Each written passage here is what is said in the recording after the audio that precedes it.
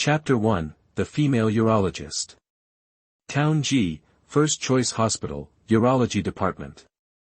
Catherine Williams tilted her head, a look of amusement on her face as she reviewed the medical records, her slender, pale fingers holding a pen, its tip resting against her temple in a relaxed, casual pose. She had worked in the urology department for 2 years, encountering all sorts of men with all sorts of unsavory conditions, yet she still enjoyed teasing the more arrogant ones.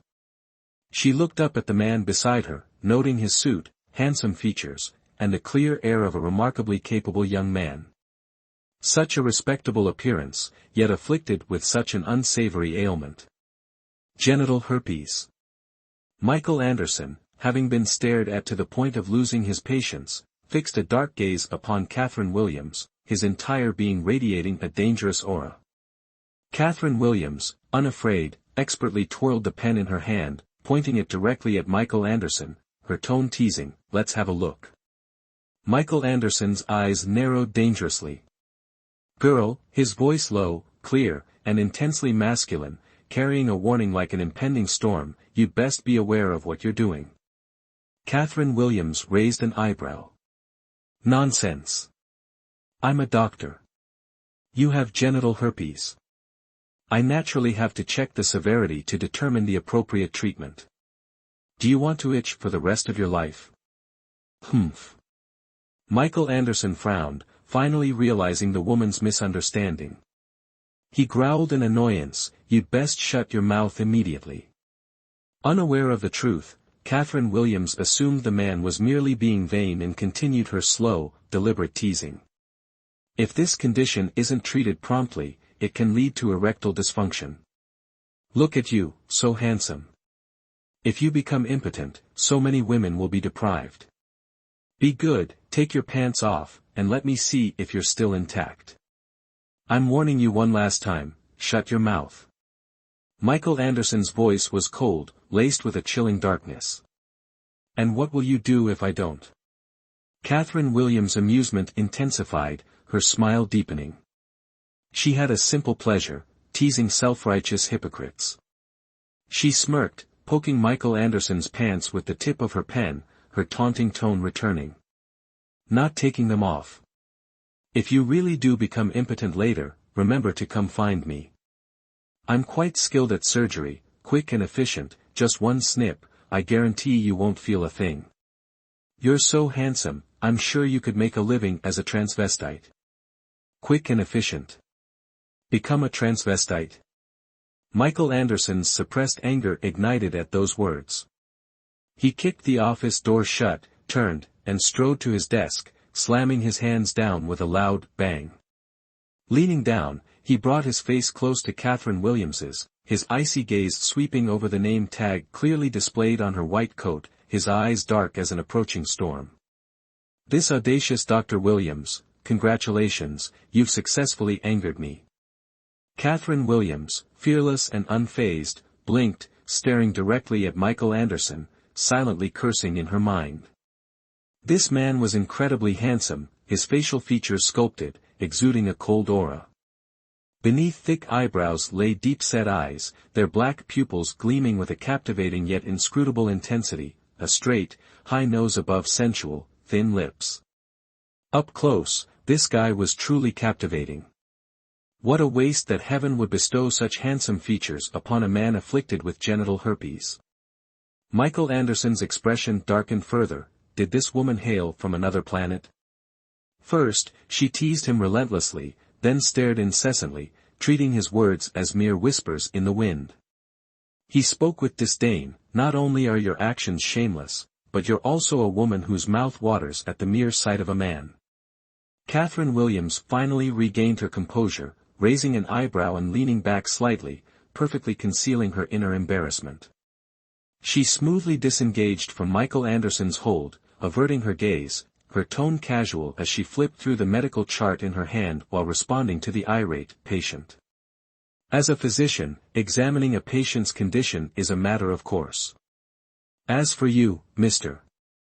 Whatever your name is, it's understandable that you're hesitant to let a doctor examine such an embarrassing ailment. I won't hold it against you. However, you must understand that this is a hospital. If you don't present your issue for the doctor, that is, me, to examine, even the Jade Emperor himself can't cure you." Catherine Williams spoke unhurriedly, not forgetting to tease the man a bit more. It was understandable. Usually, the men who came for examinations and were teased by her would put on an act, their bravado fading after a few words. Today was an exception. She had encountered someone unafraid, someone who, conversely, ignited her fighting spirit. Michael Anderson grew increasingly irritated as she spoke. He hadn't expected to encounter such a flippant doctor at the hospital, let alone a woman. Indeed, the existence of women was solely to bring calamity upon mankind. No wonder Confucius, 2,000 years ago, uttered the wise adage, "Women and petty people are hard to nurture." Seeing Catherine Williams's smug expression, Michael Anderson rubbed his temples, snatching the medical chart she was examining and tossing it aside. The chart's folder landed on the table with a thud, shaking the entire surface. "Well, esteemed physician, with such profound medical expertise, do you even need a chart? Examine me yourself. I want to see what you can diagnose from me." Michael Anderson sneered. This time, he wanted to witness the dumbfounded expression of this arrogant woman. When she discovered her utter and complete misdiagnosis, he'd see how she'd extricate herself from the situation. Hearing this, Catherine Williams paused, momentarily stunned. Had she just been counter-teased? How amusing. It seemed this man was no ordinary individual. Such a hostile personality, yet afflicted with this particular ailment. Women these days were becoming increasingly enigmatic. Sighing, Catherine Williams lazily shifted her chair to the side, half her body extending beyond the table, leaning in with an amused gaze fixed on Mr. Anderson. Then, she extended her hand in a gesture of invitation, her expression nonchalant. "Please." A hint of amusement flickered in Michael Anderson's eyes as he leaned closer to Catherine Williams. The distance between them was now significantly less than before, just a slight movement more, and they would. A handsome face suddenly drew near. Catherine Williams's large, bright eyes blinked. Though her faint-hearted little heart pounded, she couldn't deny the man's undeniably attractive appearance. Dr. Catherine Williams, unlike other women easily infatuated, considered herself a woman of principle, not easily swayed by charm. An unexpected force at her waist compelled Catherine Williams to rise, placing her in a compromising position facing the man. How can one truly grasp the situation without personal involvement, merely observing from the sidelines? Michael Anderson's breath warmed Catherine Williams' face. His long arms tightened, pressing Catherine Williams closer, inhaling her subtle fragrance before murmuring in her ear, "I believe you must experience it firsthand to truly understand." Catherine Williams, momentarily stunned, found herself trapped between the desk and Michael Anderson, her temper flaring. Ignoring his attractiveness, she glared, "I warn you, touch me, and I'll break your legs." Michael Anderson smirked, seemingly deaf to her threat, his finger toying with her name tag as if pondering, "Then let's see what you're capable of." Capable? Was his hand deliberately placed there to test her capabilities? Catherine Williams scoffed, her right foot shooting out towards Michael Anderson. Today, she would show him precisely what she was capable of. Anticipating her move, he blocked her kick with his knee, smoothly leveraging her momentum to pin her on the desk. Michael Anderson, now hovering over her, a smirk playing on his lips, taunted, "Such a forward woman." His sarcasm fueled her anger, her hand rising to slap him, only to be intercepted and pinned down further. Their bodies pressed close, Catherine Williams catching the faint scent of tobacco on him. "A bit of assertiveness is necessary to persuade you to be examined. Your robust appearance belies your condition. Now, kindly remove yourself before I lose my composure," Catherine Williams retorted, unyielding. Though quick-tempered, she was not foolish. Sensing the intentions of the arrogant man, she recognized her advantage. This was her territory. Harassing a female doctor in a place of healing would be detrimental to anyone's reputation. This thought brought a smug smile to her lips. Unfazed by her smile, Michael Anderson ignored her demand, pressing his weight against her small frame, indifferent to any coercion. Let's see then, what you're like when you don't speak civilly. Consider this an educational experience for me. Michael Anderson deliberately countered, confident that this woman understood his implication. Today, he would demonstrate the consequences of provoking him to this woman. Want to play games? I don't have time for your games. If you're not here for a medical examination, please leave through the exit on your left. Don't waste the time of other patients. Catherine Williams' breathing became erratic as her eyes widened, a feeling of intense frustration building within her. Hearing her breathing, Michael Anderson raised an eyebrow, finally recognizing this woman's vulnerability. She spoke boldly, but he sensed her inexperience. Catherine Williams glared, her face flushed with anger. A reminder, don't forget who just ordered me, with 5 outstretched fingers, to perform surgery. Furthermore, consider my touch a privilege. You should be grateful. Understood? Michael Anderson glanced at her, his hand braced on the desk, effectively trapping Catherine Williams beneath him. This position was undeniably suggestive. Even if nothing happened, anyone walking in would assume otherwise. Given her rudeness, a significant gift seemed appropriate. Grateful for what? I deign to speak to you because you look presentable. You're afflicted and yet arrogant. I'll make sure you can't get treatment even if you're sick, so stop harming others. Catherine Williams shoved his arm, assuming she could easily push it away since he was only using one hand. His immovability infuriated her. Who allowed this patient in? Entering without an examination, what an idiot. It was time to act. Catherine Williams disregarded professional boundaries, the sight of Michael Anderson ignited her fury.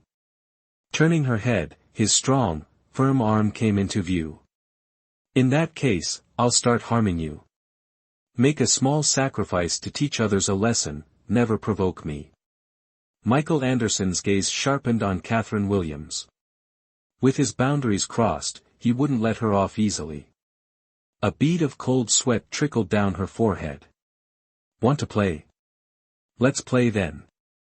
Catherine Williams, undeterred, glared at him, then swiftly bit his arm. Let's see how composed he remains now. A chill passed over Catherine Williams' head, she dismissed it as a hallucination.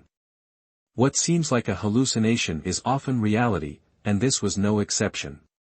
I thought you were capable of more. That's all you've got. His voice, ominously low, carried the unsettling calm before a storm. Desperate times. Catherine Williams had intended to do just that, but as she struggled, she inadvertently brushed against something. Summer clothing offered little barrier, and the firm sensation against her skin startled Catherine Williams. Put your thing away. You want an examination, I'll indulge you. What's wrong? Is cooperating with a doctor's examination a transgression? Michael Anderson completely ignored his bitten arm. It felt like an ant bite, insignificant. This woman, however, was proving to be very, very irritating. Coordinated examination. He doesn't want a coordinated examination now, he'll probably force her into coordinated movement later. Bastard. Like hell I'd believe you. Catherine Williams continued struggling, but discovered the more she struggled, the tighter the hold became. She truly regretted not learning Taekwondo back then, otherwise, she could have taken this guy down in minutes. Finding her struggling increasingly amusing, Michael Anderson, momentarily lost in thought, actually bent down close to her lips. What do you think you taste like? With these suggestive words uttered, Catherine Williams temporarily ceased her struggling. Her mind raced, this was an unprecedented situation. She, Catherine Williams, could smoothly resolve any trouble encountered. But now, clearly, this wasn't the case. Definitely not a taste you'd enjoy. Catherine Williams retorted defiantly. Michael Anderson unexpectedly spoke in a gentle tone, continuing, even better. Having spoken, he deliberately moved even closer to Catherine Williams. Catherine Williams gritted her teeth. Would the purity she had preserved for over 20 years be taken by a man with genital herpes? Lost in thought, she was again groped by Michael Anderson, causing Catherine Williams to shudder. Since she could remember, no one had dared take such liberties. But even more horrifying, the man's lips were approaching. Although Catherine Williams frequently interacted with men, she was, in spirit, absolutely a good girl. His sudden kiss made her forget to breathe, her mouth opening wide, gasping for air, making it seem as if she was yearning for him. Just like that, her first kiss was gone. Damn it! Catherine Williams cursed inwardly. A thought flashed through her mind: losing the battle doesn't mean losing the war. Since it had come to this, even if he wanted to force himself on her, she would take the initiative. Michael Anderson, engrossed in the passionate kiss, suddenly felt a force rushing towards him. Momentarily unsure of Catherine Williams's intent, he didn't resist her advance. Unexpectedly, the woman flipped off the table, pinning him against the wall half a meter away. For half a second, locked in this struggle, they stared at each other without speaking. Showing your true colors, are we? Michael Anderson carefully assessed her, sneering. You're the one showing your true colors. Let me tell you, you're unlucky to have run into me today. You think I'm easy to bully? Think you can just have your way with me? Catherine Williams blurted out. What are you getting at? Michael Anderson lowered his eyes in disdain. Want to do it? Fine, but this lady has to be on top. Catherine Williams grabbed the man's collar, shouting. Ha ha ha. A loud burst of laughter echoed through the office, mocking its owner. It was the first time he'd heard a woman say such a thing. Although friends had mentioned the recent popularity of strong women, spreading rapidly across the globe, actually encountering one was still quite amusing. Truly, a classic case of shedding no tears until the coffin is seen. This laughter crushed more than half of Catherine Williams's imposing aura. She was utterly serious, yet this man mocked her. Brave, indeed. Only. Michael Anderson looked at her meaningfully. Only what? Before she could finish, a dizzying spin sent stars flashing before Catherine Williams's eyes, followed by the sight of someone's face. Only, their positions were reversed, she was now the one pressed against the wall. Michael Anderson's eyes narrowed dangerously as he continued his previous statement, you have no such opportunity. As she was about to retort, a deep voice resonated above her, becoming my woman isn't impossible, you just need to be obedient and still, refrain from provoking me, and I'll grant you a chance to seduce me. What kind of joke is this? Who do you think you are? Catherine Williams finally found an opening to roar. She had encountered arrogant individuals, but truly, never a man this conceited. Who I am, you'll soon find out. The man didn't directly answer her question. This time, Catherine Williams had carefully prepared a retort, intending to unleash it upon him the moment he finished speaking, but she miscalculated. Because this detestable man, taking full advantage of her, preempted her resistance before he even finished his sentence. Even in her dizziness, Catherine Williams could sense the provocative and mocking breath that brushed past her. How many more times would this man toy with her? A spark of defiance ignited within her. Perhaps this man, preoccupied with taking advantage, wouldn't notice anything else. So, using her remaining rationality and strength, Catherine Williams raised her leg again, aiming for his groin. What's that word again? Unreasonable. That perfectly described Catherine Williams at this moment. She knew he would see through her ruse, but she couldn't help herself. Pressed against the wall, her back ached. Despite the summer season, she could feel waves of coldness emanating from the wall. Heavens, why did she have to encounter such a beastly patient? The point was, she, who had never suffered even the slightest disadvantage, was being so thoroughly manhandled by this beast. Her knee, intercepted and firmly held, forced her into complete, intimate contact with the man. If this continued, Would she even remain Catherine Williams?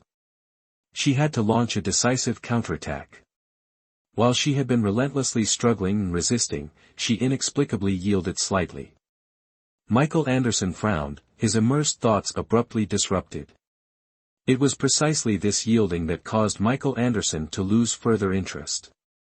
He had thought this brazen, sharp-tongued female doctor would be different, but she turned out to be no different from other women, resorting to all sorts of tricks to get close to him. How laughable! At this moment, Catherine Williams's eyes darted around, her initial spirit returning. Wait, perhaps this woman anticipated his reaction and deliberately yielded. After a cold laugh, Catherine Williams was released, and just as she thought she had gained an advantage, a large hand suddenly, as if in a sneak attack, yanked down the white blouse she was wearing. The yank itself wasn't the issue. At worst, the coat would be torn, but immediately afterward, Catherine Williams couldn't bring herself to laugh. Don't you enjoy seducing men? Having seduced me, you won't need to work here anymore. How about it? Isn't that a great deal? The tall figure loomed over Catherine Williams again. This godforsaken man, don't equate harassment with seduction. A great deal? I think it's not a good deal at all. Her white shoulders were exposed to the air in the summer room was slightly humid, and she didn't like turning on the air conditioner, always opening the window under the guise of being close to nature. In an instant, Catherine Williams's shoulders were pressed firmly against the wall. Don't pretend in front of me. Catherine Williams's inner t-shirt had 2 or 3 small buttons at the chest. When her shoulders were pressed against the wall, due to the rough action, the innocent buttons suffered the same fate. This scene was truly tragic. She watched helplessly as the buttons popped open, falling to the floor with 2 crisp sounds, then rolling away. So, she just let this strange man finish her ice cream. Wait a minute, did he just touch her? Catherine Williams's first reaction was to kill him. Coincidentally, the clinic door made a noise and was pushed open. Michael, I just heard. Oh. Victor Anderson pushed the door open and was met with the sight of a woman with delicate features, a tall and sensual figure, and a wide-open shirt standing before him. He immediately felt 2 warm streams flowing from his nose. Reaching up to touch, damn it, his nose was bleeding again. You too. I'm sorry. I came at the wrong time. Victor Anderson apologized while wiping the blood from his nose. Catherine Williams only then came to her senses, turned around, and slapped Michael Anderson. Are you satisfied now? Get out. She raised her hand again, intending to strike again, but her wrist was grabbed by Michael Anderson. This slap angered Michael Anderson, his face darkened as he looked at Catherine Williams and yelled, Get out. This is my office, why should I get out? Damn it, you get out. Catherine Williams shouted. Michael Anderson looked at Victor Anderson. Damn it, I told you to get out. Victor Anderson only then came to his senses, turned, and ran for his life out of the room, slamming the door shut behind him. Catherine Williams put on her white blouse, pulled it close to cover her chest, and turned to walk to her desk and sit down. Passing by the desk, she stepped on a button and angrily kicked it away. Where did I buy this shirt? I'll never buy anything from this brand again. Hush money. A check was presented in front of her, then gently landed on the desk. Catherine Williams had only one thought in mind, to immediately, right now, throw this bastard out. The cold laughter and the silence made the atmosphere in the office stifling. The guts to do it, but not the guts to admit it, right? Catherine Williams finally looked up with disdain, her eyes filled with disgust as she looked at the man. As expected, all men are the same, there isn't a single good one. You don't need to know why I'm giving you hush money, Michael Anderson stated. A physician employed here should possess some self-respect, refraining from spreading rumors and jeopardizing their career. However, leveraging this incident for a scandal after his appointment isn't impossible. Given the payment, this woman should remain silent. Have you finished? Catherine Williams inquired, suppressing her anger. Without responding, Michael Anderson proceeded towards the door. Upon opening the door, he heard the sound of tearing paper from behind him. Instinctively, he turned towards the desk, observing Catherine Williams discarding the shredded check pieces into the wastebasket. This woman will regret this, Michael Anderson thought, exiting coldly. No one challenges money. The next moment, the definitive sound of the door closing resonated. Hospital parking lot. Victor Anderson, astonished, observed Michael Anderson's cheek bearing the distinct imprint of 5 fingers, offering a captivatingly teasing smile. Michael, your tastes are quite intense, do you enjoy a bit of rough play? Michael Anderson, narrowing his eyes, unexpectedly pressed Victor Anderson's shoulder, swiftly raising his knee to deliver a sharp blow to his calf. Speak again, and you, the one who needs a medical examination, will be playing the disappearing act. Victor Anderson looked at Michael Anderson resentfully. Meow. How could he have known that the typically chaste Michael would engage in such a dramatic scene with the female doctor in the office? 2 weeks later. Driving, Catherine Williams felt somewhat irritated. Early that morning, Tina Morgan had roused her, claiming to have found her an exceptional man, a mayor of some sort, and furthermore, the only mayor with foreign citizenship. Seriously, if you were truly a mayor, simply dropping that impressive title would attract hordes of women, why the need for a blind date? Having woken early, Catherine Williams wasn't fully alert, her eyelids began to droop. Crash! With the forceful impact, Catherine Williams' eyes snapped open. Damn it, a car accident. And with a Hummer, no less. A man quickly emerged from the vehicle in front, inspected the rear of his car, then, frowning, approached and knocked on her window. Catherine Williams lowered the car window. Before she could apologize, the man loudly criticized, "Hey, do you even know how to drive? Didn't you see the red light? You just rammed into the back of my car, then played dead, without even offering an apology." Anger flaring, Catherine Williams pushed open the car door, impacting the man's groin. He clutched his crotch in pain, his face contorting in agony. Do you even speak human language? What do you mean, played dead? You. The man pointed at her, speechless, his eyes seeking rescue as he glanced towards the rear windshield of the Hummer. At that moment, the Hummer's door opened, and a tall, straight-backed man slowly emerged. Catherine Williams felt a chill. She turned, her eyes widening. Damn it, it was him again.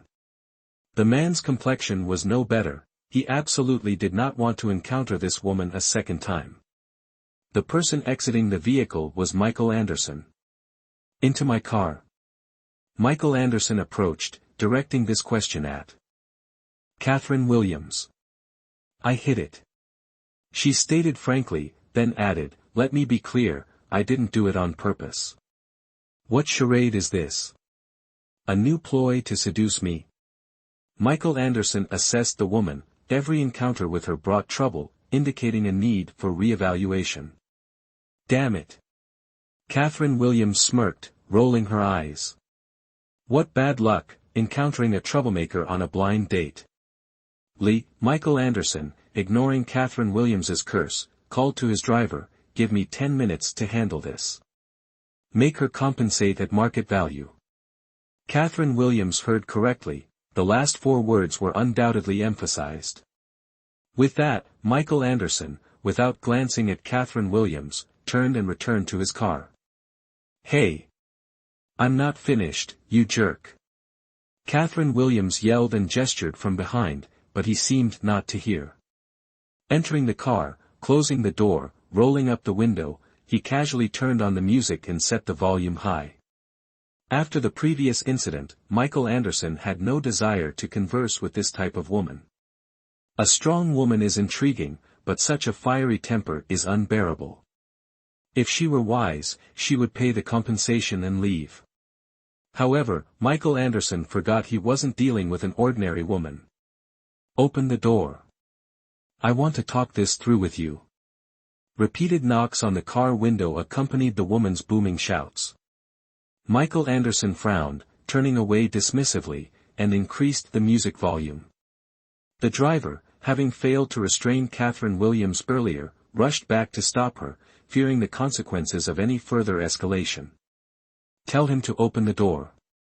Unable to knock on the window, she could at least speak civilly to the driver. "Miss, please don't make this difficult for me. I'm just the driver, I have no authority. How about we settle the car issue, and then we each go our separate ways?" Though a mere driver, he possessed the necessary eloquence to accompany Michael Anderson. "I also want to go our separate ways, but the price you're quoting is extortion." "Extortion!"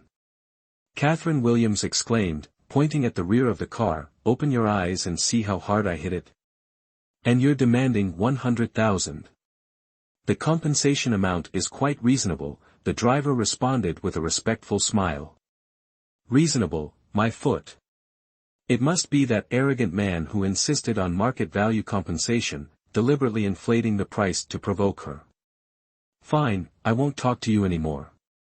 Lend me your phone." Catherine Williams made a stopping gesture and extended her hand for the phone. Seeing the driver's puzzled expression, she added, "I was in such a hurry this morning that I forgot my phone. I can't possibly carry that much money with me." Another sideways glance was directed at the driver.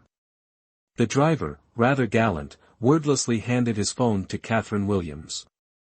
The phone was a small matter, but exceeding Michael's stipulated time would mean the end of his career. Catherine Williams, upon retrieving her phone, fell silent, her fingers tapping the screen. Inside the vehicle, Michael Anderson sat with arms crossed, leaning against the seat. Having stayed up all night reviewing documents, he took this opportunity to rest. At this moment, the driver's side door opened. After a few seconds, the engine remaining inactive, Michael Anderson opened his eyes, glancing forward. "What is it?" The driver, half his body inside the car, wore a worried expression. "Michael, that unreasonable woman wants to call the police. What should we do? Call the police?" "What a delusional woman. Ignore her, drive." Michael Anderson looked coldly out the window, Catherine Williams still flaunting the driver's phone. Catherine Williams's initial intention was to find Michael Anderson's phone number, but the driver had saved all the contacts with similar names, all Michael, Mr. Xia, or something, so she dialed 110, taking the opportunity for revenge. However, as she reveled in her triumph, the Hummer carrying the bastard who had groped her vanished. Only after the car had driven away did Catherine Williams notice its license plate. This guy's background isn't insignificant. How unlucky. Catherine Williams tossed her hair, returned to her car, and threw the driver's phone onto the passenger seat with a disgusted look. Typical rich driver, throwing away a several thousand yuan phone. What bad luck had she encountered to run into this guy? The first time, he took advantage of her, and the second time, he ignored her. Stopping the car, before entering the hotel, Catherine Williams specifically put on a pair of non-prescription glasses, having heard they could ward off unwanted romantic attention. Guided by the staff, she entered the hotel lobby, her eyes scanning the area before settling on a spot near the window. "Catherine, over here." Tina Morgan waved to her. Catherine Williams saw two men sitting opposite Tina Morgan, but their backs were turned, obscuring their faces. She approached and sat beside Tina Morgan, avoiding looking at the men across from them. Tina Morgan enthusiastically began introductions, but Catherine Williams, still not looking at the men, heard nothing. This awkward blind date, if not for Tina Morgan, she wouldn't have bothered attending. But, why did something feel off across from her? She looked up. Unexpectedly, her eyes met a pair of deep, dark ones, her eyes widened, and she quickly removed her non-prescription glasses. "Damn it, it's this bastard again." Catherine Williams slammed the table, abruptly standing, her eyes blazing with fury at Michael Anderson. In contrast to her agitation, Michael Anderson remained remarkably calm, a faint smile playing on his handsome face, his thin lips uttering 4 words, "We meet again." Grinding her teeth, Catherine Williams glared into Michael Anderson's smug eyes, her anger burning fiercely. Turning to Tina Morgan, she yelled, "You said you wanted to introduce me to someone, not him, right?" Tina Morgan, immediately sensing the animosity, pointed to Victor Anderson and said, "No, no, of course not, it's him. My brother." Catherine Williams glanced at Victor Anderson, recognizing him as the man who had barged into her office that day. Any man who saw her exposed wasn't a good person, so she simply sneered, "When you contract genital herpes, remember to come back to me for treatment. Rest assured, I will definitely cure you." Catherine Williams, still unaware that the patient from that day was Victor Anderson, observed his immediate change in countenance. "Herpes? What herpes?" Tina Morgan, still perplexed, inquired. "Indeed, our handsome, dashing Mr. Anderson, actually has genital herpes. He even consulted me for treatment," Catherine Williams stated with disdain. However, as she spoke, she gestured towards Michael Anderson. Tina Morgan immediately corrected her, "The Mr. Anderson you're referring to is sitting across from you, not him." With that, Tina Morgan redirected Catherine Williams's finger towards the actual Victor Anderson.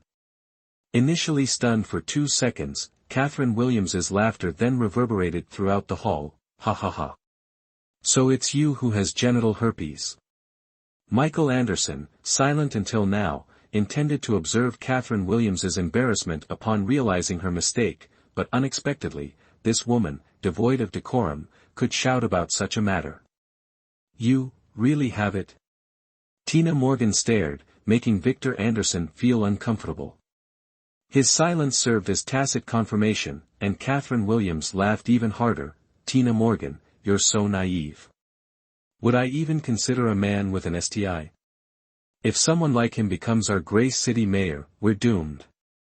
Subsequently, the two women erupted in laughter, slapping the table. ####Chapter 12, Shut up, you're outrageous. Genital herpes. Victor Anderson actually has genital herpes. She felt this blind date was divinely orchestrated. "Enough," Michael Anderson, silent for a while, finally spoke, coldly interrupting the women's boisterous atmosphere. "Enough? How can it be enough? I've been holding back all day, and finally, something this funny happens, and you won't even let me have a good laugh." Catherine Williams said, laughing, her tone unfriendly. "If you want to laugh, first return the phone you stole earlier." Michael Anderson deliberately used harsh wording. As expected, Catherine Williams, with her fiery temper, couldn't bear being wronged and immediately slammed the table, standing up, "Watch your words. Who stole anything?" Michael Anderson shook his head, looking at her with disdain, and said calmly, "Unless the person who swindled my driver's phone wasn't you, but your twin sister. If so, I'd really like to meet her. Imagine, someone in this world exactly like you." That expression was clearly one of utter contempt. "What about me? Explain yourself today. What about me?" Each word forceful, Catherine Williams leaned over the table, glaring at Michael Anderson. If he didn't explain himself today, she might just tear him apart right there. Tina Morgan wanted to intervene, but Victor Anderson signaled her to be silent. It was best not to get involved in their affairs. Last time, he was nearly scared witless by their combined scolding. They were both true heroes, genuine champions. The phone. After a long pause, Michael Anderson simply uttered these 2 words. Suppressing her anger, Catherine Williams retrieved the luxury phone from her handbag and tossed it in front of Michael Anderson. "Your driver lost his phone. Now I'm returning it. No need to thank me." Catherine Williams emphasized the last 3 words, her expression nonchalant. "It seems today's meal is off. Next time you arrange a blind date, be more discerning. I don't have this kind of time to waste." Michael Anderson casually tossed the driver's phone into his pocket, stood up, and said to Victor Anderson, "This meal is on me. Don't hold back." Having said that, Michael Anderson prepared to leave his seat. Wait. Catherine Williams stopped him. Are you implying that I've wasted your time? Yes. A concise reply. And you still feign chivalry by offering to pay for the meal?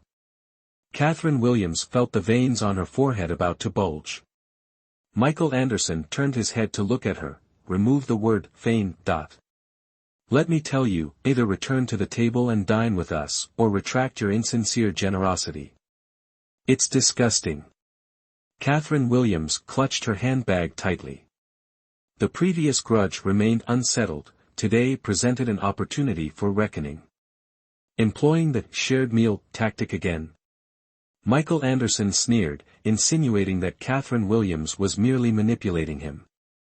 Catherine Williams naturally understood the implication. Ludicrous.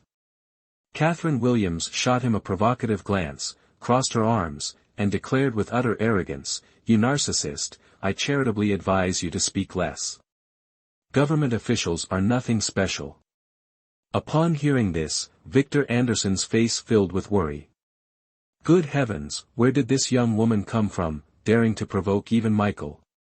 Michael Anderson's expression remained unchanged. He turned to Victor Anderson and Tina Morgan and inquired, "Have you ordered yet?" Victor Anderson stammered, "No, not yet, sir." Strange, they arrived together, shouldn't he already know if they had ordered? Then, order now. Michael Anderson commanded, his tone suddenly cold. Hearing this, Victor Anderson immediately pulled Tina Morgan to summon the waiter and place their order. Neither dared to look in Michael Anderson's direction. Having ordered, when they surreptitiously glanced back, Michael Anderson and Catherine Williams had vanished. Good grief, where did you unearth such a formidable character? If these two are together, won't it be World War III every day?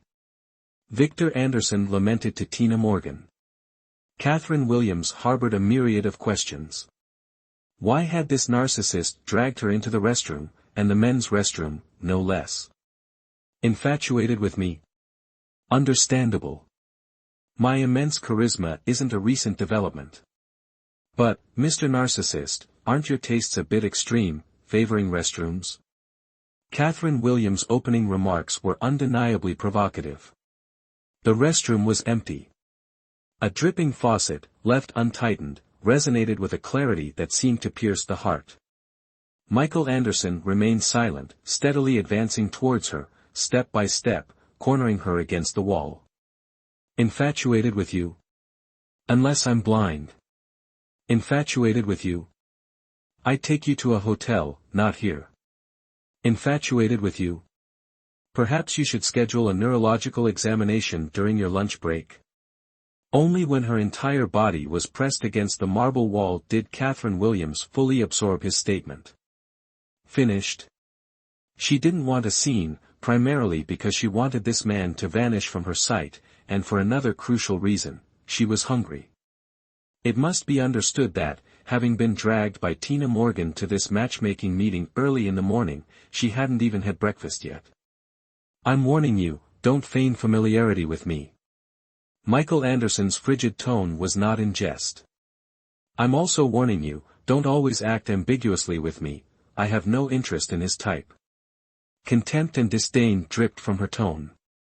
These strong words absolutely had to be spoken first. If she were dragged into the men's restroom and subjected to unpleasantries, where would she put her face? No enjoyment. I believe you relished it that day. Michael Anderson held Catherine Williams in his embrace, his hands braced against the cold marble wall, a chill permeating the air. It seems you still don't fully grasp the concept of enjoyment, allow me to enlighten you. Catherine Williams raised an eyebrow, spoke, and then lifted her knee to strike the man. This time, she could only succeed, failure was not an option. Chapter 14, Beast, still wanting to humiliate her however, this little trick, how could it possibly succeed? Her persistence despite repeated failures almost moved Michael Anderson. With a cold laugh, his large hand grasped her knee, then forcefully pressed it back to its original position. I find your fondness for it exceeds my expectations. How about I reluctantly bestow a reward upon you, allowing you to be satisfied once. His words, laced with temptation, also revealed a hint of threat, his deep eyes fixated on her. Help! Someone wants to rape. This sentence could not be shouted, because Michael Anderson, finding it bothersome, directly used his mouth to stifle her cry. This woman, despite her fiery personality, possessed a pure fragrance, quite different from the impression she gave.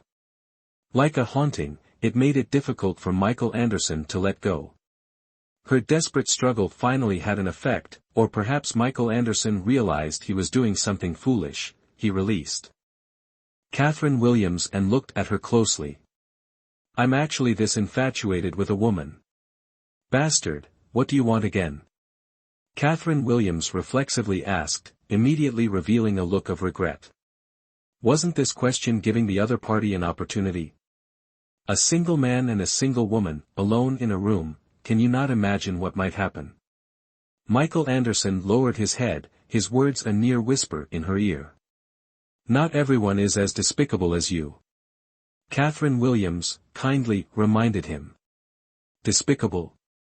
This is a normal human need. His cold, emotionless smile only amplified the sinister aura emanating from him. I don't need you for it. Catherine Williams raised a leg, unyielding, and once again kicked mercilessly, but as she lifted her leg, the beast saw her intention. His long leg braced between hers, blocking her movement, his large frame pressing down, pinning her against the restroom sink. Bastard! Pressed against the sink, Catherine Williams gritted her teeth, cursing Michael Anderson's 18 generations of ancestors. You should know, in this situation, the more you resist, the more it shows you want it. Michael Anderson gripped her chin with his fingers, seeing a flicker of stubbornness in her eyes. Refrain from associating those women with me, if you will.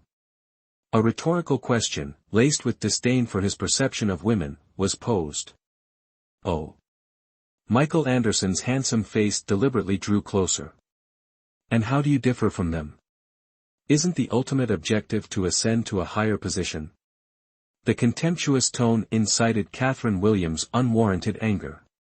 Falsely accusing her of theft wasn't enough, now, he intended to humiliate her further. It seemed this meal was meant for him to savor to the fullest. Catherine Williams' mind raced, she understood the wisdom of yielding to a superior force. Unable to confront him directly, she would resort to cunning. Her brow suddenly smoothed as a smile formed, her tone shifting. Since you've seen through me, I have nothing more to say. Considering this and the previous 2 incidents, let's call us even. Chapter 15, Spicy, I like this flavor. Michael Anderson, completely disregarding her words, continued to press closer. Catherine Williams maintained her composure. I said, we're even. Michael Anderson narrowed his eyes, his expression that of a spectator at a play, eager to witness the extent of this woman's shrewdness. Fine, if you won't speak, I will, Catherine Williams said, a radiant smile belying the curses she inwardly heaped upon him. Currently, your very existence is repulsive to me, even the scent of you is utterly abhorrent. So, may she depart now? This time, Michael Anderson abruptly halted his advance, his narrow, dark eyes gleaming with amusement as he regarded the woman before him. Your words are quite sharp. His fingertip traced her lips, caressing them twice. Catherine Williams, unaccustomed to such attention, felt a wave of discomfort. Despite her usual boldness, this level of provocation was pushing her limits. Now, her chin was swiftly captured in his grasp. The man's fingers tightened slightly, forcing Catherine Williams' mouth open. Your temperament is quite fiery, but I enjoy spicy things. Consider this your invitation, I'll indulge you. How about that? His lips brushed against her cheek. Let go. Release me. She trembled with a mixture of anger and mortification. Amusement flickered in Michael Anderson's eyes as his tongue deliberately grazed hers. What if I refuse? What can you do? Catherine Williams gritted her teeth and swung her fist, aiming directly for the man's temple. Thud. Michael Anderson, engrossed in the pleasure of teasing her, was caught completely off guard by her attack, taking the blow squarely. The momentary disorientation caused him to release his grip and stumble back 2 steps. Catherine Williams seized the opportunity to flee. Going somewhere? Michael Anderson quickly recovered, his large hand seizing her collar, dragging her back and forcefully pressing her against the sink. Suddenly, he found himself intrigued by this untamed woman. The more she struggled, the stronger his desire to possess her became.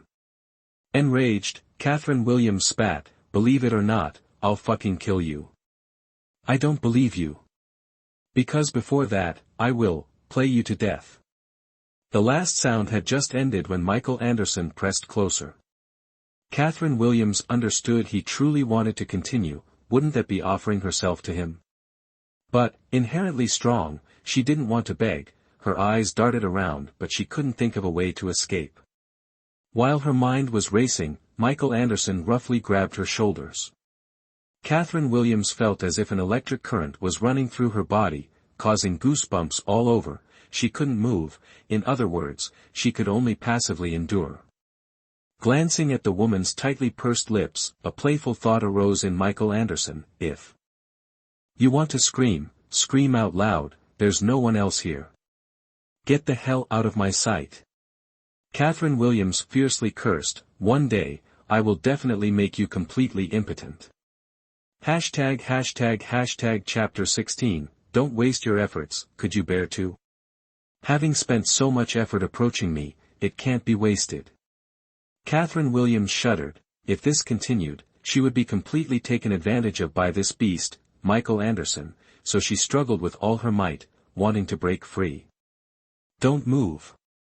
Michael Anderson's voice was slightly hoarse, exuding a dangerous aura. "If you move again, I will immediately go in." Indeed, these words were more effective than anything. Catherine Williams obediently became still. At this moment, a knock on the door sounded, accompanied by the grumbling of several men. "You've been in there for so long, why haven't you come out yet? Hurry up and come out, we're about to suffocate." This sentence, at this moment, carried a different meaning. Michael Anderson leaned close to Catherine Williams's ear, whispering, "It seems you have another choice. Do you want to go big, or obediently listen to me and not make a sound?" His meaning clearly alluded to the people outside who could barge in at any moment to watch a free live sex show. This was definitely not the outcome she desired. There's always a way to handle this woman, because in the end, she's just a woman. Although he intensely disliked women, they also brought him much amusement after he toyed with them. Catherine Williams gritted her teeth, she would endure. At this moment, the knocking on the door sounded again. Michael Anderson irritably grabbed a bottle of hand sanitizer from the sink and threw it towards the door. Just then, Catherine Williams gracefully wrapped her arms around his neck and forcefully planted a kiss on his lips. Short and powerful. After she let go, the sound still echoed in the bathroom. "If you have the guts, let them come in and see who was forced into a kiss in this indecent place." Catherine Williams smoothly slid down from the sink, adjusted her dress, and also, "Next time you want to go big, remember to change the location, the bathroom." "Do you really think I'm afraid?" The feeling of her feet back on the ground was truly wonderful. "Don't underestimate women, and especially don't underestimate me." Before leaving, Catherine Williams said to the expressionless man standing still, then turned around with a beautiful smile. Turning, she elegantly lifted her skirt and departed. Finally one around. Who's kidding who? She is the fearless Catherine Williams. Michael Anderson stood motionless behind her, the color in his eyes deepening to a somber hue. Who was this untamed, sharp-tongued woman? Catherine Williams returned to the main hall, ate her fill with the other two, and then left. Michael Anderson did not reappear. When asked what had transpired between them, Catherine Williams merely shrugged nonchalantly and uttered 4 words, "I straightened him out." Each word resonated with the victor's exhilaration. After the meal, she bid farewell to Tina Morgan and drove home. Upon entering, her recently joyful heart leaped into her throat. This time, genuine fear gripped her. Nicholas Harper, what are you doing here? Indeed, even for someone as fearless as she, there were individuals she preferred not to encounter, individuals who could evoke a sense of panic. Chapter 17, Why should I report to you? Catherine, what manner of speaking is that with Nicholas? Catherine's father observed his daughter, moments ago showered with praise, now disheveled, a peculiar smile plastered on her face, her attire askew, bursting into the house. He felt a pang of embarrassment, his expression darkening slightly. Uncle, it's quite all right. Catherine has always been this way, I'm accustomed to it. Nicholas Harper gestured dismissively, a gentle, amiable smile gracing his refined features. Catherine raised an eyebrow, a silent scoff echoing within her. Nicholas Harper was undoubtedly the type whose outward purity masked a dark interior, a man of ruthless methods and decisive action. How else could he maintain his position as the leader of the Lite Diem Mon? In the foyer, after changing into house slippers, Catherine tossed her handbag onto the sofa and plopped down with a thud. Her gaze, cold and distant, fixed on Nicholas Harper. What brings you here? Catherine. Uncle, I find Catherine's manner of speaking quite charming. Nicholas Harper maintained his composure, his smile unwavering, his demeanor so natural as to be beyond reproach. Mr. Williams glanced at Nicholas Harper, offering no further comment, simply stating, I'll instruct the staff to prepare lunch. He then turned and departed. Only the two of them remained in the living room. Nicholas Harper took a refined sip of tea, his gaze drifting towards Catherine. I heard from your father that you recently had an outing with Tina Morgan. Where did you two go? Catherine's eyes widened immediately. Where we went. Who do you think you are that I should report my whereabouts to you? What are you to me? Nicholas Harper chuckled softly, displaying no irritation, and calmly replied, I've heard that Tina Morgan has been busy with matchmaking lately, and her social circle is rather complex. It's best to keep your distance from such individuals. As for your question about what I am to you, a faint, cold smile played on his lips, his tone laced with a hint of teasing. Aren't we about to be married? Who wants to marry you? Catherine sprang to her feet, kicking the long table in front of her. The table overturned, the tea set crashing to the floor with a clatter. Nicholas Harper merely shook his head gently, his voice filled with regret. What a pity about the expensive tea set your father prepared for me. Nicholas Harper, how many more times must I reiterate this? I do not harbor any affection for you. Matrimony with you is not within my purview. Catherine exclaimed vociferously. A subtle, glacial glint flickered within the profound depths of Nicholas Harper's dark eyes, swiftly veiled by a nonchalant smile. His gaze ascended to meet hers, his voice resonating with an unnerving tranquility yet unwavering resolve. Catherine, relinquish your recalcitrance. Your destiny is intertwined with mine, Nicholas Harper. Is this not the preordained arrangement orchestrated by our families? The timing of our nuptials remains the sole variable. Catherine sighed, her countenance etched with an air of resignation. Nicholas Harper, is this ludicrous childhood pact the sole impetus for your marital intentions? Did you not vehemently declare your aversion to predetermined life paths? Why then, do you now acquiesce? Because it involves you. I perceive you as a highly suitable marital partner. Is mere suitability the extent of your rationale? There exists a certain, nuanced sentiment. Catherine exhaled another protracted breath, her gaze imbued with complexity. Nicholas Harper, my prospective husband must embody reciprocal love. To predicate marriage on a mere, nuanced sentiment demonstrates not only a lack of personal accountability but also a disregard for my intrinsic worth, Catherine. Chapter 18, Why must you insist upon marrying me?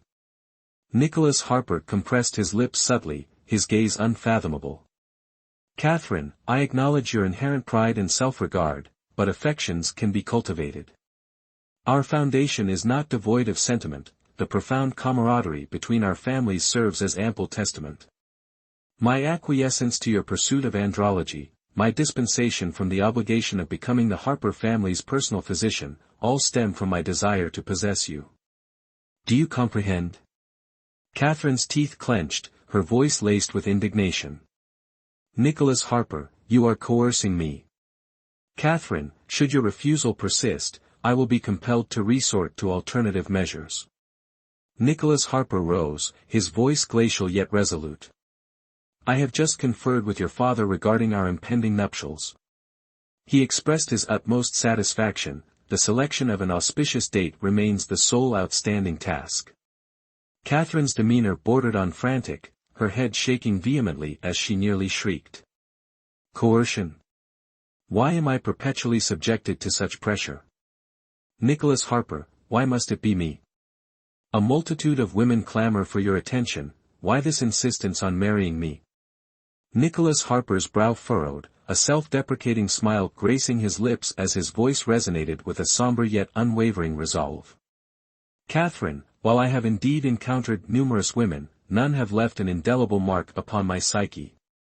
You alone possess that distinction. My intention to marry you is not a concession to familial pressure, but rather a fulfillment of my own volition. Further discourse is unnecessary, prepare yourself to become my bride. With that pronouncement, Nicholas Harper pivoted and departed. Catherine, consumed by rage, hurled her handbag towards the receding door. Slam! A resounding crash reverberated, prompting Williams, her father, to emerge from the kitchen. What transpired? Where is Nicholas? Catherine's petite face contorted in a grimace of frustration as she exclaimed. Nicholas, Nicholas. It's always Nicholas. If you adore him so much, why don't you just marry him? Why drag me into this? This child. Catherine, Catherine. Before Mr. Williams could finish his sentence, Catherine turned and ran straight to her room. 3 days later. Lustrous Charm, one of the most luxurious entertainment venues in Grace City. Inside the private room, loud music blared, 2 dancers on the bar contorted their bodies, performing provocative and suggestive movements. Michael, you'll be investing here soon, so you must take special care of us. A bald, obese man with a protruding belly offered a glass of wine. He was CEO Stevens of a large private enterprise in Grace City. Michael Anderson glanced at him, showing no intention of taking the glass. Moreover, he had no interest in such places of entertainment. He likely accepted this man's invitation because CEO Stevens kept clinging to Victor Anderson. Out of loyalty to his friend, he reluctantly showed up. Michael, give me some face. Victor Anderson nudged Michael Anderson with his elbow playfully, and only then did Michael slowly raise his eyelids, lift the glass, and take a small sip. CEO Stevens, while outwardly flattering, inwardly cursed, this little brat, still wet behind the ears, acting so arrogant. Just wait until the drug takes effect, I'll take your picture then, and you'll have no choice but to obey. Having said that, CEO Stevens signaled to a gaudily dressed woman beside him. Understanding his intent, she poured a packet of powder into the wine glass discreetly, swirled it, then stood up, swaying her hips as she approached Michael Anderson and sat down close to him. ####Chapter 19, the girl, so bold her arm rested on his shoulder as she brought the wine glass to his lips. Michael, congratulations on your promotion. This is to you. Michael Anderson narrowed his eyes, and after a long moment, coldly snapped, get lost. Michael, Victor Anderson, slightly intoxicated, patted Michael Anderson's shoulder. Since you're here, enjoy yourself. Why the constant frown? Michael, the woman purred, pressing closer. My arm is getting tired. Indulge me. Michael Anderson didn't even glance at the woman, directly taking the wine glass and draining it.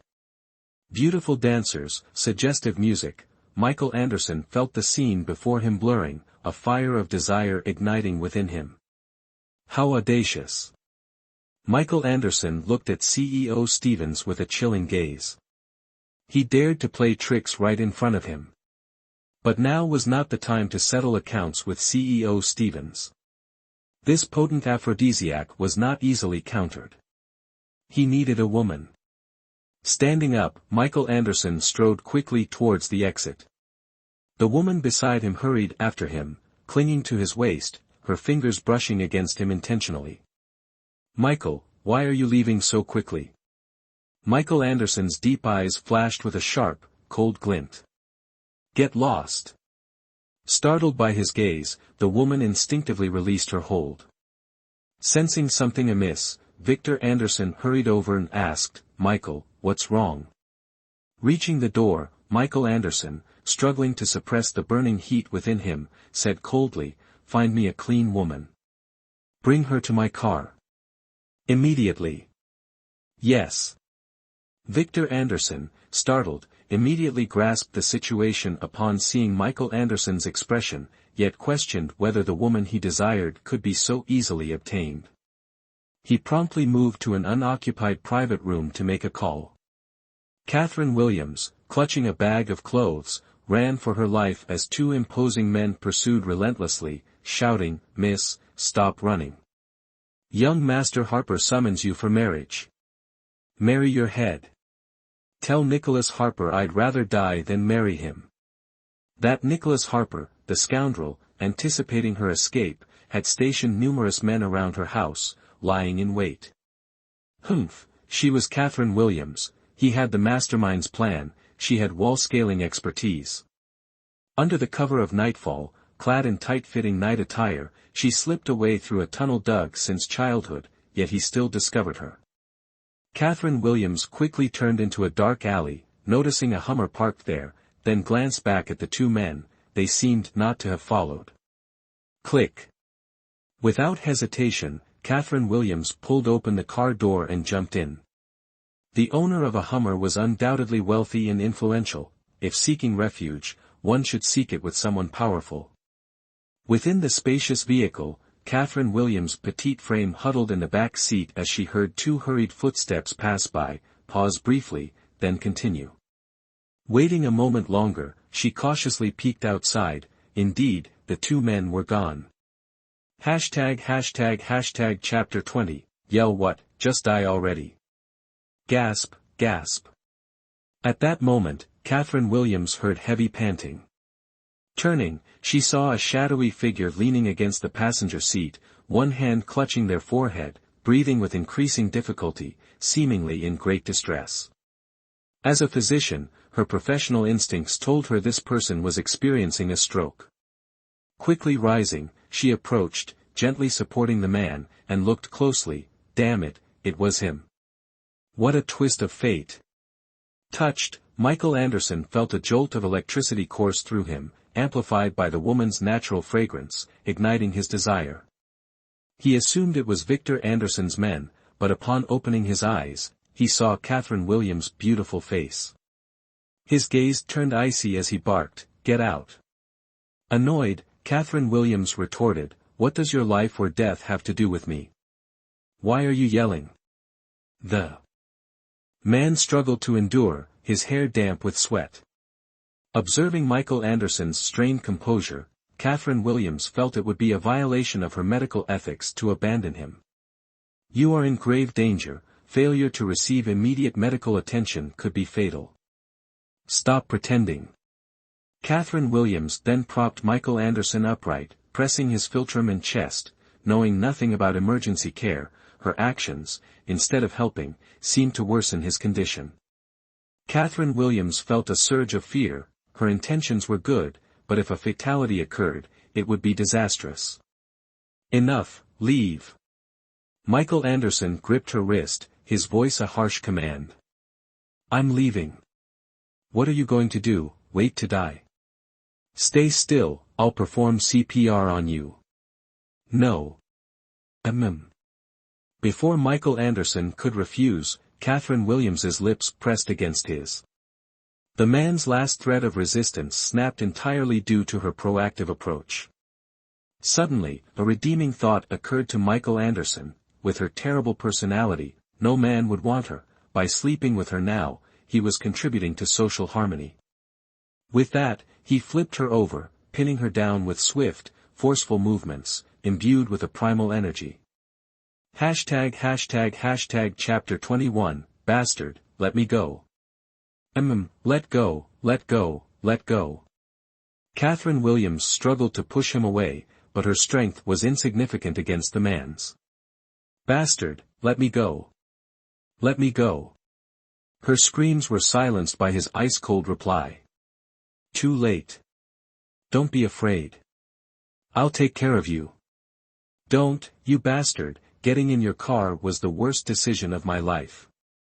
Pain contorted Catherine Williams's small face, but her small hands instinctively clung to Michael Anderson's neck, her nails digging into his skin. Trust me, I'll make you feel better, Michael Anderson whispered in her ear, like a reassurance. Listen to me, relax. For the first time, Catherine Williams, like an obedient kitten, relaxed slightly. The Hummer shook violently. Victor Anderson, standing outside, stared blankly. The woman beside him nudged him with her elbow and said resentfully, "They're having sex in the car. Why did you even call me here?" After being satisfied, Catherine Williams collapsed onto the seat, her body limp as a noodle, devoid of any strength. Michael Anderson panted, even without stimulants, he wanted to experience this exquisite pleasure again. At that moment, a clinking sound came from outside the window. Michael Anderson lowered the car window a crack. It was Victor Anderson. Here you go. Victor Anderson tossed a box of condoms through the gap. Have fun, bye-bye. Michael Anderson picked up the box of Durex condoms. He had never been interested in them before, but tonight, he wanted to try. Moving from the back seat to the front, Michael Anderson gripped the steering wheel, glanced at the sleeping woman, and drove towards the hotel. Waves of heat surged through Catherine Williams, and she unconsciously pulled at her collar, revealing her delicate collarbone. Hot. She moaned softly. The man turned on the air conditioning. If he had been driven by desire earlier, now he wanted to let reason prevail.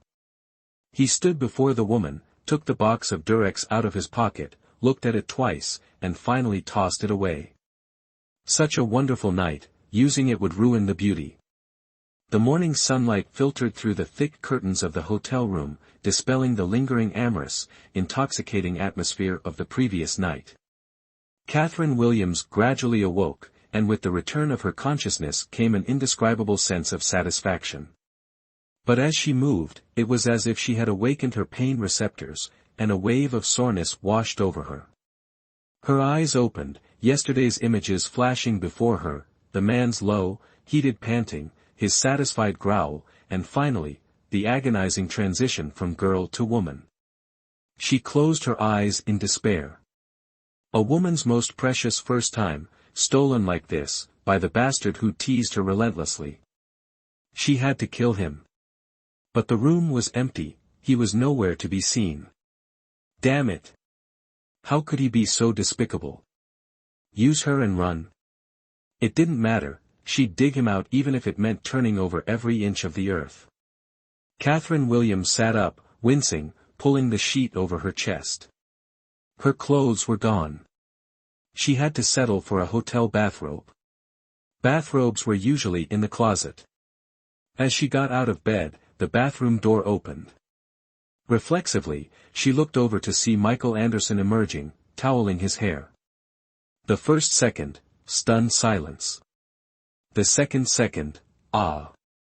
Catherine Williams snatched the sheet around herself, glaring. Stop staring. Turn around or gouge your eyes out. Michael Anderson raised an eyebrow, turning slowly. A little late for that. Last night. Ah. Catherine Williams yelled, cutting him off. Fury surged through her. She grabbed a bathrobe from the closet, slamming the door shut. Fighting. The lingering discomfort, she marched to Michael Anderson and raised her hand.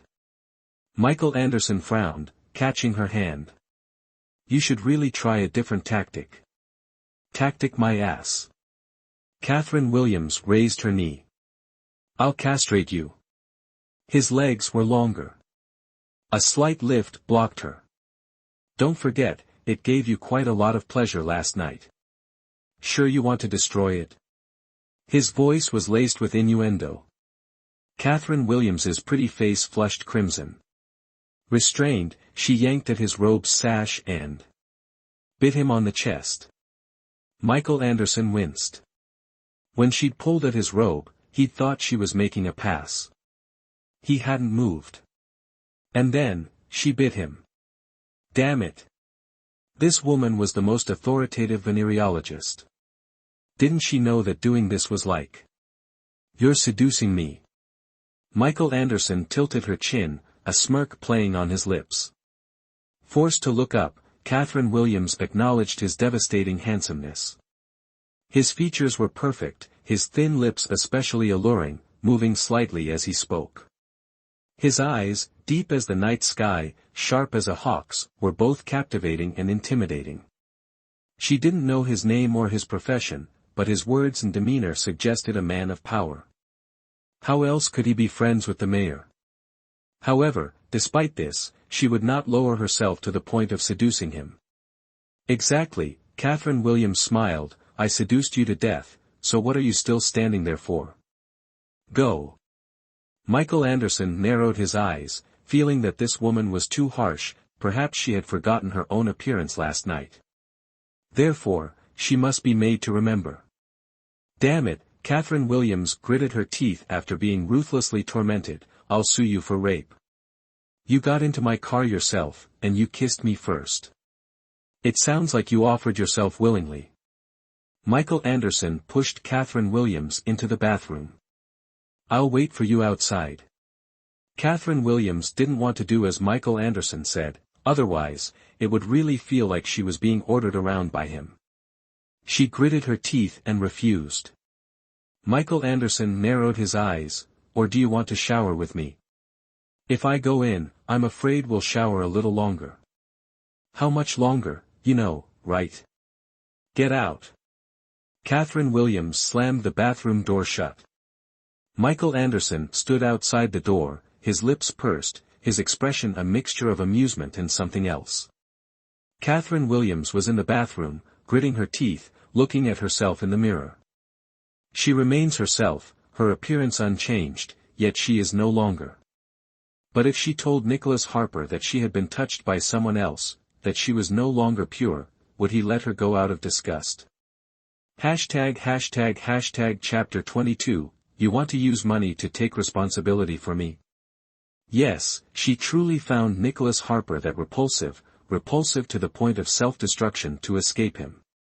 And this repulsion stemmed from something she witnessed in her youth. That incident made her realize the true face beneath Nicholas Harper's gentle smile.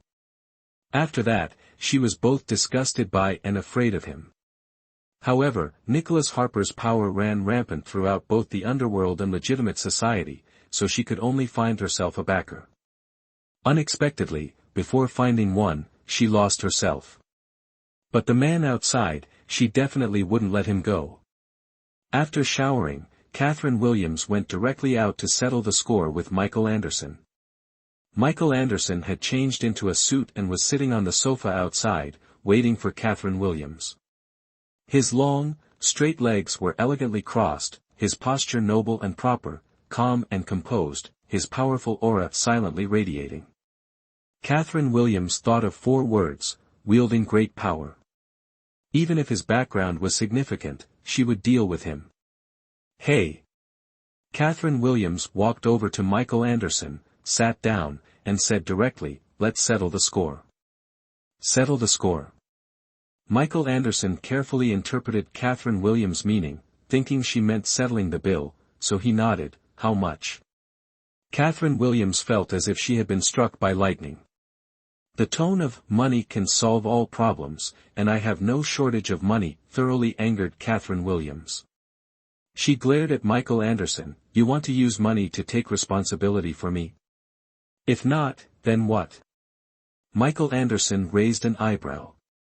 Isn't this your purpose? Money. Or do you want more, power? Status? She remains herself, her appearance unchanged, yet she is no longer. Michael Anderson's pride was challenged. This woman, as soft and charming as a sprite last night, dared to treat him with such disdain after their encounter. In the next moment, Michael Anderson abruptly stood up and lunged forward, pinning Catherine Williams against the sofa and gripping her chin. "This mouth of yours is truly dishonest, I need to teach you a lesson." Catherine Williams's stern face suddenly paled. She was wearing a bathrobe, seemingly completely unprepared. "Stop!" Catherine Williams shouted. Michael Anderson's hand paused. "How did it feel last night?" Catherine Williams gritted her teeth and spat out 2 words, "Very good." Michael Anderson released Catherine Williams, too perfunctory, "Show me with practical actions. Is there anyone who makes things difficult for others like this?" Catherine Williams wanted to bite Michael Anderson to death to express herself, but her strength was no match for this man, a fact she had already recognized. Since she couldn't humiliate him with force, then. "Is my bag still in your car?" "I need to use it," she asked. "It's still in my car." Michael Anderson looked at Catherine Williams suspiciously, suspecting she wanted to use this opportunity to escape. "Don't treat me like you, despicable." Catherine Williams extended her hand. "Give me the car keys, and I will definitely give you a particularly satisfying demonstration." Finally, Michael Anderson tipped the hotel staff to retrieve Catherine Williams's bag, and then Catherine Williams took out a wad of cash from her bag and placed it in front of him. "Here's 10,000, consider it a service fee for last night."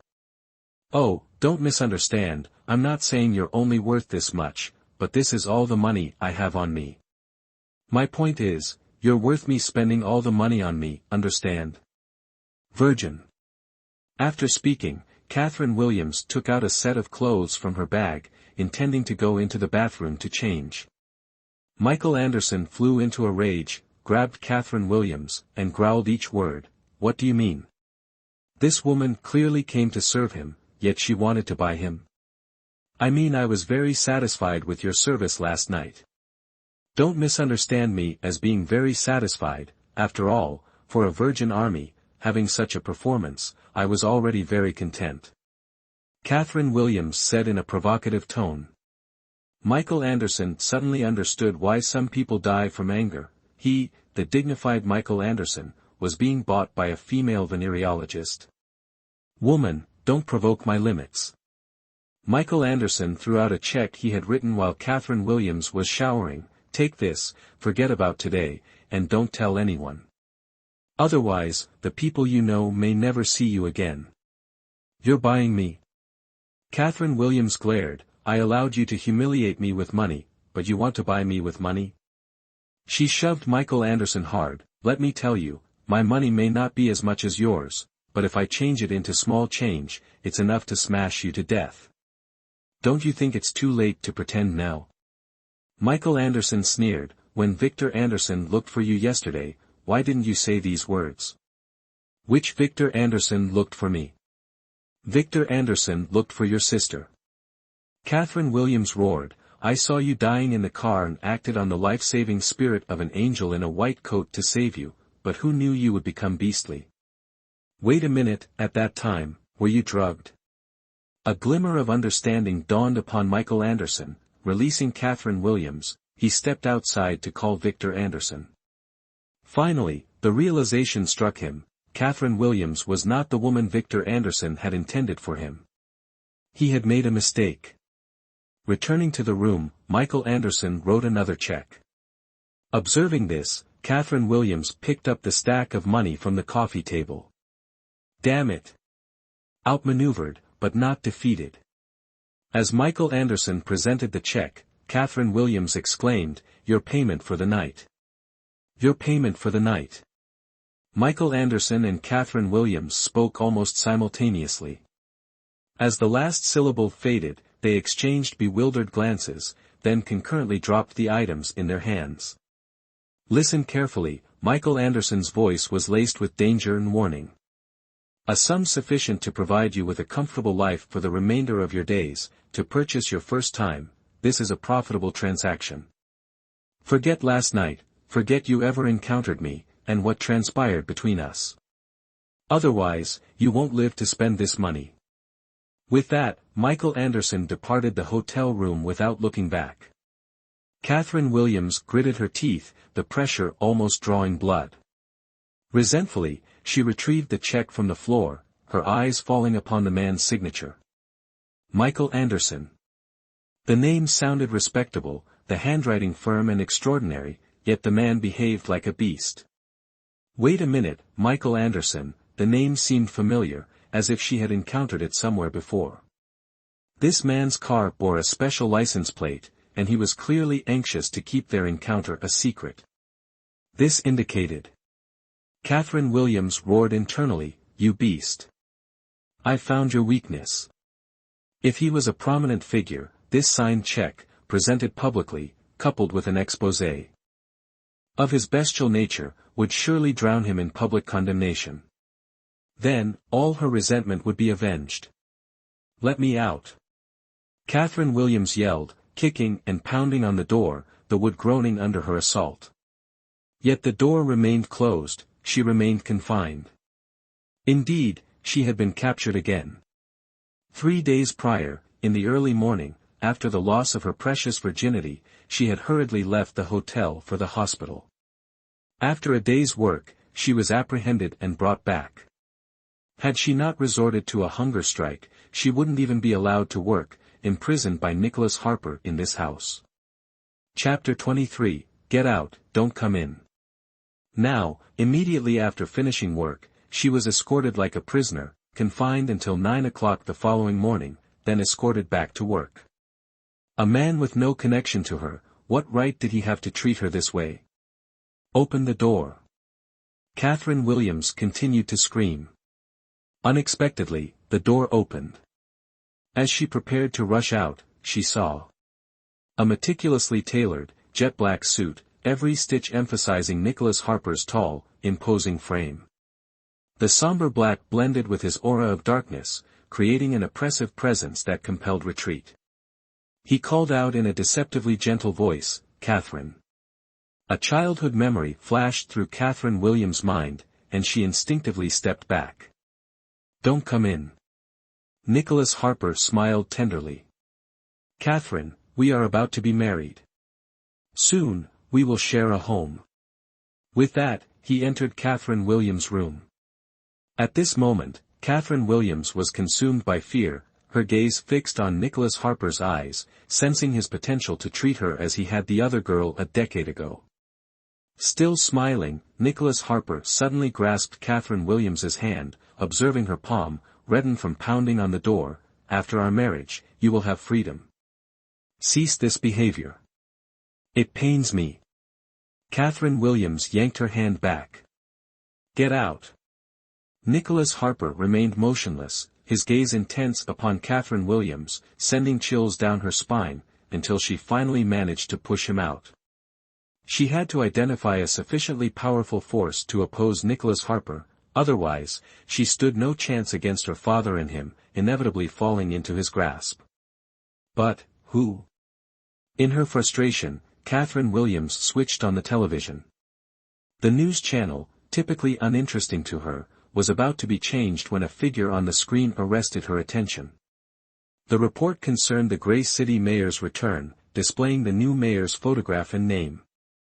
An exceptionally handsome man, named Michael Anderson.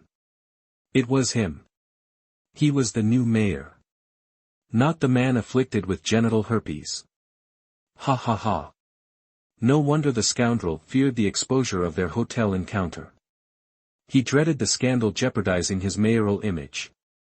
Catherine Williams laughed. The mayor, such a distinguished position. Within this city, she possessed evidence capable of toppling the new mayor, in other words. Without hesitation, Catherine Williams sought Michael Anderson's address.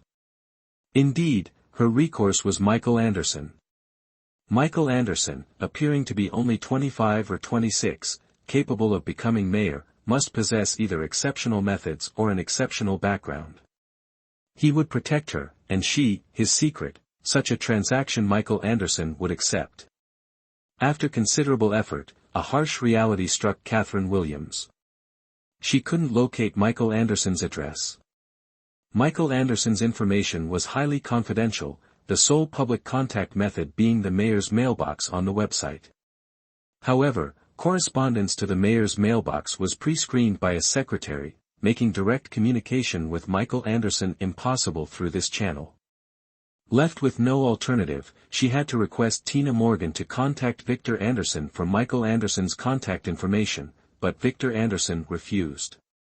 Catherine Williams contemplated, only one path remained, waiting for Michael Anderson in front of his company building, seeking an opportunity to approach him.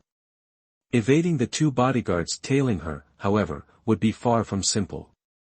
Nevertheless, for the sake of her future happiness, she had to succeed. Failure was not an option. That night, Catherine Williams pondered methods to elude her bodyguards, finally devising a plan at dawn, then sleeping soundly. The next morning, Catherine Williams maintained her usual routine of feigning reluctance upon waking, acting coquettishly during breakfast, and then departing for work with a sullen demeanor. Indeed, she couldn't reveal any unusual behavior. The person who knew her best sat opposite her, and any deviation could alert her father to her renewed defiance, leading Nicholas Harper to crush her plan in its infancy. At the hospital, Catherine Williams spent the entire workday somewhat distracted, her anxiety escalating as the afternoon wore on and closing time approached. Should this attempt fail and Nicholas Harper discern her intentions, she would have no further opportunities. She understood Nicholas Harper's methods well. Nearing the end of the workday, she received a concise 3-word text message from Tina Morgan, in position. Catherine Williams, persevere. She encouraged herself. The end of the workday arrived promptly, and one of the two bodyguards entered, stating, "Miss Williams, it's time for your departure." Acknowledged. Catherine Williams gathered her belongings and, with an air of nonchalance, followed the bodyguard out of the building and into the waiting vehicle. One bodyguard drove, while the other remained beside Catherine Williams, observing her intently, as if anticipating an escape attempt at any moment. Catherine Williams suppressed a sardonic smile, glancing at her watch. 1 minute remained. 1 minute later, a sudden, sharp braking sound pierced the air as the vehicle carrying Catherine Williams came to an abrupt halt. The bodyguard's immediate reaction was to fixate on Catherine Williams, apprehensive of an escape attempt. "What is the meaning of this constant surveillance? You have observed me throughout the day. Do you suspect I would tamper with your vehicle?" Catherine Williams reclined against the seat, feigning an air of repose. The bodyguard in the driver's seat exited the vehicle to assess the situation, while the bodyguard assigned to Catherine Williams lowered the car window to inquire about the cause of the disruption. During the brief interval when the bodyguard's attention was diverted, Catherine Williams discreetly grasped the door handle, swiftly incapacitating the adjacent bodyguard with a forceful kick, and hastily exited the vehicle. Tina Morgan's vehicle, engine idling, awaited her at a bend in the road a short distance away. Catherine Williams, with a display of agility that elicited gasps from onlookers, sprinted towards the car and leaped inside. Such decisive action from a woman was an unusual sight. Tina Morgan accelerated rapidly, the sports car's engine roaring as it merged into the flow of traffic, deftly overtaking the vehicles ahead. Remarkable, one might mistake this for a scene from an action film. Catherine Williams, wiping perspiration from her brow, accepted the car keys offered by Tina Morgan, exited the vehicle at an intersection, entered the car Tina Morgan had prepared for her, and proceeded towards Michael Anderson's corporate headquarters. She hoped Michael Anderson would still be present at this hour. 30 minutes later, Catherine Williams's vehicle came to a stop in front of the opposing building. Lowering the car window, she gazed intently at the main entrance, silently summoning Michael Anderson. After approximately 10 minutes, she observed Michael Anderson, a strikingly handsome man, emerging from the building, escorted by 2 armed bodyguards. Catherine Williams exited her vehicle and hastened towards Michael Anderson, exclaiming, "Wait. I must speak with you, Michael Anderson." Michael Anderson paused, his gaze following the direction of the voice, a frown creasing his brow. Why was this woman seeking him out again? Were his previous statements insufficiently clear? Or had she discovered his true identity, desiring something more? Michael Anderson directed a glance towards his bodyguards. Understanding the unspoken command, a bodyguard stepped forward to intercept Catherine Williams, inquiring, "Madam, what is the nature of your business with Mr. Mayor?" Catherine Williams was perplexed.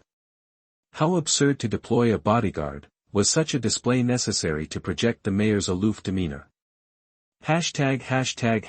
Chapter 24, You must marry me, I refuse to speak with you, move aside. Catherine Williams gestured towards Michael Anderson. He is the one I seek. The bodyguard, glancing at Catherine Williams, uttered an "excuse me" before escorting Michael Anderson into the vehicle and departing. Oh! Catherine Williams was stunned. Such disregard was a novel experience for her. Damn that Michael Anderson. If he has the audacity, let him not be caught by me. Catherine Williams entered her vehicle and pursued Michael Anderson's car. To ensure her plan's seamless execution, Tina Morgan had specifically provided her with a sports car, more than capable of pursuing the mayor's vehicle. Observing Catherine Williams's vehicle closing in, Michael Anderson's personal bodyguard inquired whether they should evade the woman in pursuit. Accelerate. Michael Anderson's voice was calm, his gaze fixed on the rearview mirror, intently observing Catherine Williams's car. He was curious to ascertain the capabilities of the woman who had offered 10,000 yuan to purchase him. The driver accelerated. Michael Anderson noted Catherine Williams's swift reaction, matching his increased speed. He smirked. Disregard her, proceed home. His sedan, after all, couldn't outpace the woman's sports car. Capable of 400 kilometers per hour. Sensing the vehicle ahead decelerating, Catherine Williams thought, he's finally showing some sense.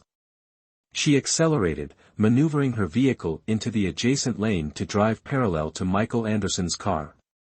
At this moment, she glanced towards him. As if by mutual understanding, Michael Anderson simultaneously lowered the tinted window, his gaze meeting Catherine Williams's. The man's eyes were dark and inscrutable. His elbow rested on the window frame, his hand loosely covering his lips, an air of regalness emanating naturally. He observed Catherine Williams with a detached expression, as if everything remained under his control.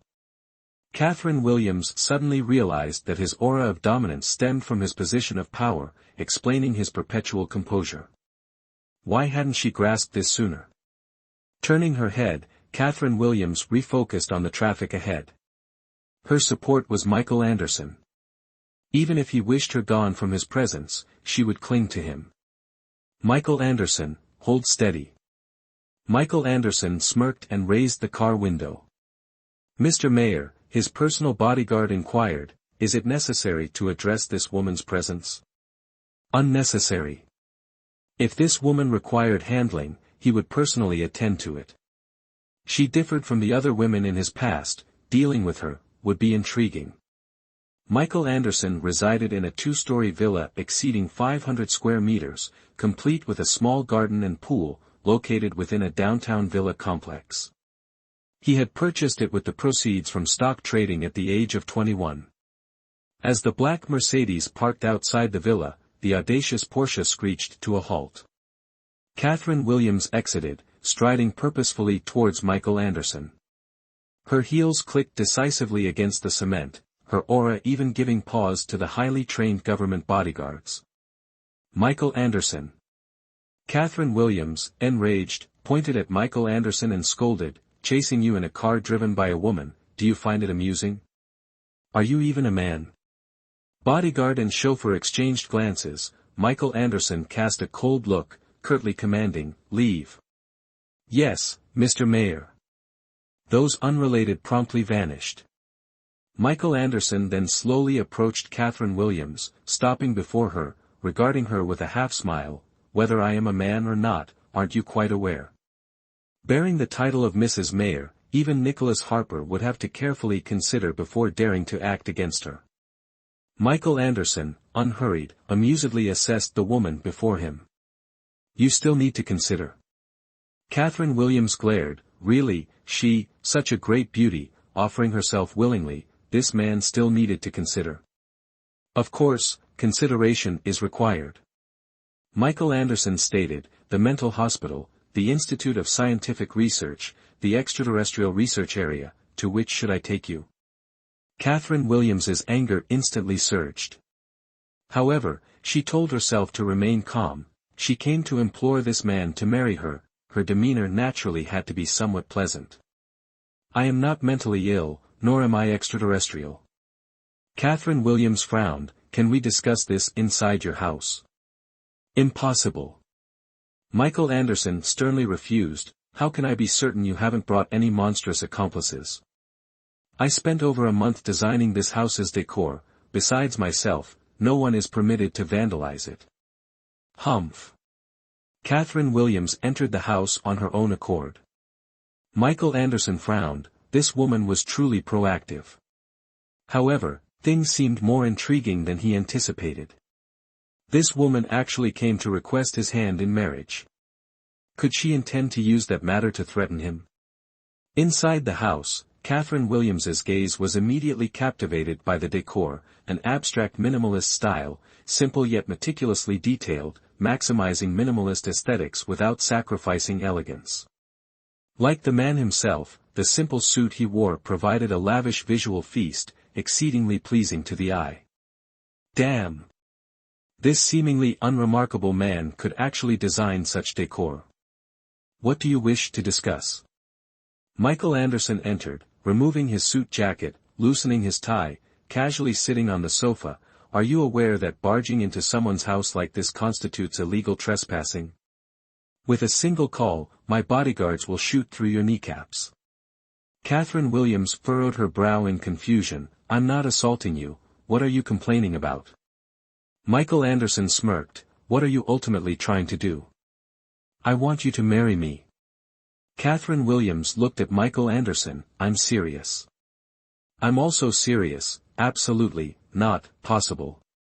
Michael Anderson stood up and walked upstairs. You have 3 seconds, get out.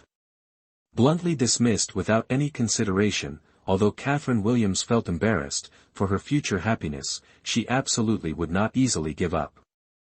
Michael Anderson.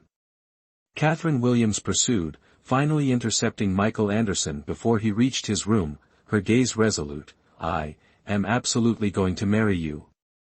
Michael Anderson assessed Catherine Williams. Many women desire to marry me. Comparing all aspects, this woman, Catherine Williams, was absolutely not the optimal choice. But only I am obligated to marry you. Oh. Michael Anderson raised an eyebrow. Explain your reasoning. Catherine Williams racked her brain for a reason, but couldn't conceive of one that sounded remotely plausible. Michael Anderson scoffed softly, sidestepping Catherine Williams to enter his room. At this precise moment, Catherine Williams exclaimed, because you did that with me. She turned, stepping in front of Michael Anderson. My family recently registered our household in Grace City, and in my hometown, there's a tradition where women may only marry the first man they are with. Hashtag chapter 25, trifled with by this man. My apologies. Michael Anderson chuckled coldly. I would like to believe you. However, my IQ prohibits it. Hey. Catherine Williams tugged at Michael Anderson's shirt. I willingly offered myself, and you still refuse? You're 26, aren't you? At such an advanced age, refusing to marry, are you perhaps planning to transition to loving men? The reason for not marrying you is simple. I only desired a one-night encounter with you. Michael Anderson stated indifferently, his demeanor exceedingly obnoxious. Furthermore, I am 28 years old. Is that so? Catherine Williams immediately employed sweet talk. Do you know the distinction between 26 and 28? It's the difference between being called Mr. and being called old man. It's better to be addressed as Mr. Michael Anderson feigned enjoyment. Really? Let me hear it. Catherine Williams' voice dripped with honey, unusually sweet. Darling, Michael Anderson, satisfied, smirked, leaning down to whisper in Catherine Williams' ear, the next time you're beneath me, remember to call me that, I enjoy hearing it. Now, get lost, damn you. Catherine Williams erupted in anger. Michael Anderson. Are you not being excessively unreasonable? She shoved Michael Anderson. That was my first time. You intend to just leave after having your way?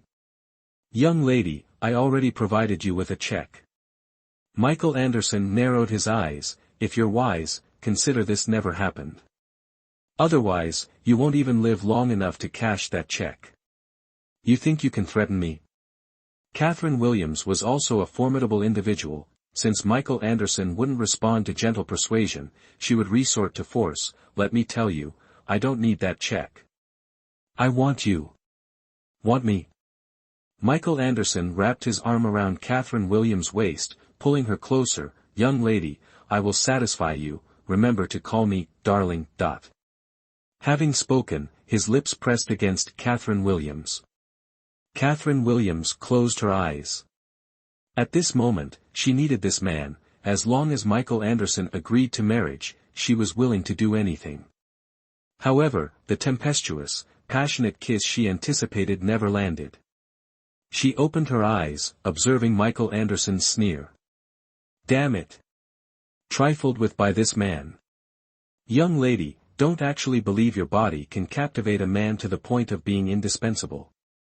Michael Anderson tossed his suit jacket aside, the elegant, efficient movement resembling a performance art piece. Then he began unbuttoning his shirt. If you're still here after I've changed, I'll invite security to attend to you. Having spoken, Michael Anderson finished unbuttoning his shirt, turning to close the bedroom door as he undressed.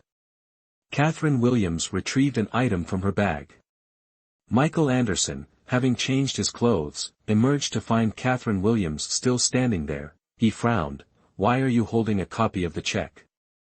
Marry me, Catherine Williams stated, or I will disclose our affair to the press, so everyone knows how the new mayor of Grace City coerced a woman. Mr. Mayor, is your mayoral seat even warm yet? Michael Anderson's eyes narrowed, a chilling aura emanating from their depths, causing the room's temperature to plummet. In the next moment, his unusually elegant, long fingers gripped Catherine Williams's chin. Tilting her chin upwards, he looked down at her. Girl, do you know who you're threatening? A mayor who can be removed from office by me at any time. Catherine Williams's face displayed her inherent defiance.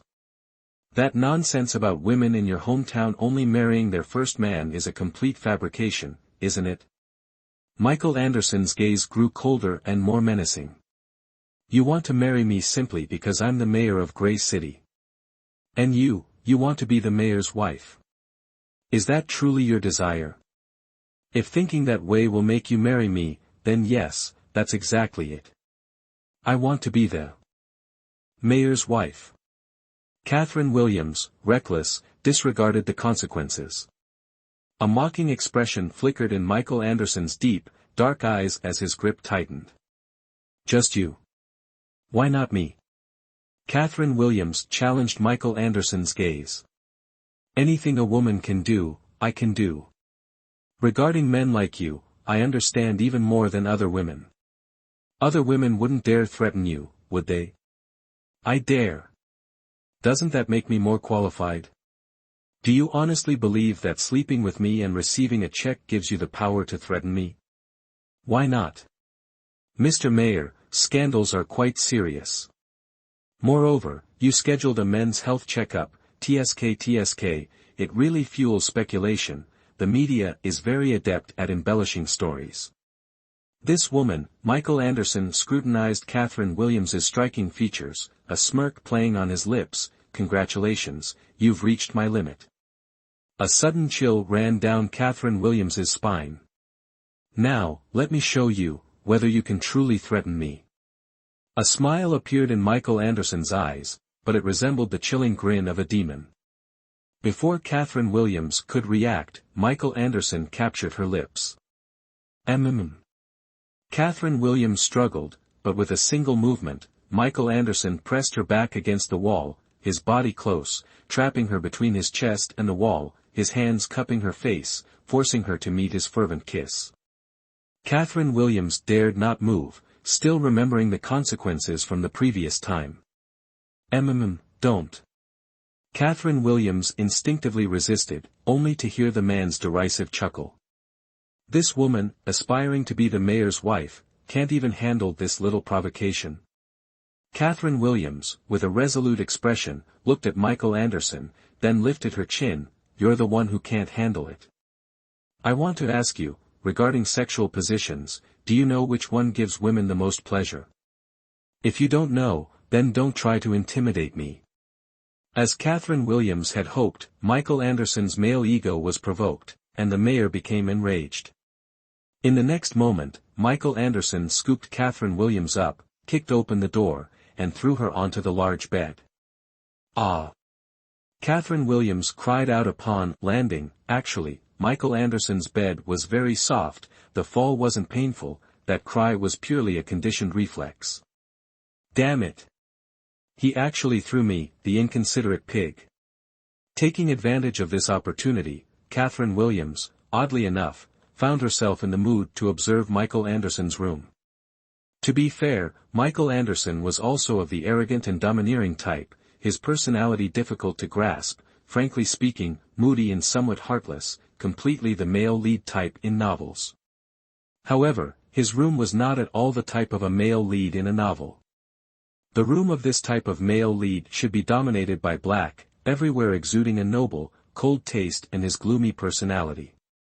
But Michael Anderson's room still had a simple, abstract decorative style, dominated by warm colors, very clean, white curtains, the slanted sunset shining in, sunlight filling the room, making the whole room warm and comfortable. Before Catherine Williams could even sigh in admiration, she suddenly heard a whoosh sound, and the whole room was plunged into darkness. Michael Anderson had drawn the curtains. Michael. Under the dim light, Catherine Williams tried to hide her fear as she looked at Michael Anderson. What exactly do you truly want to do?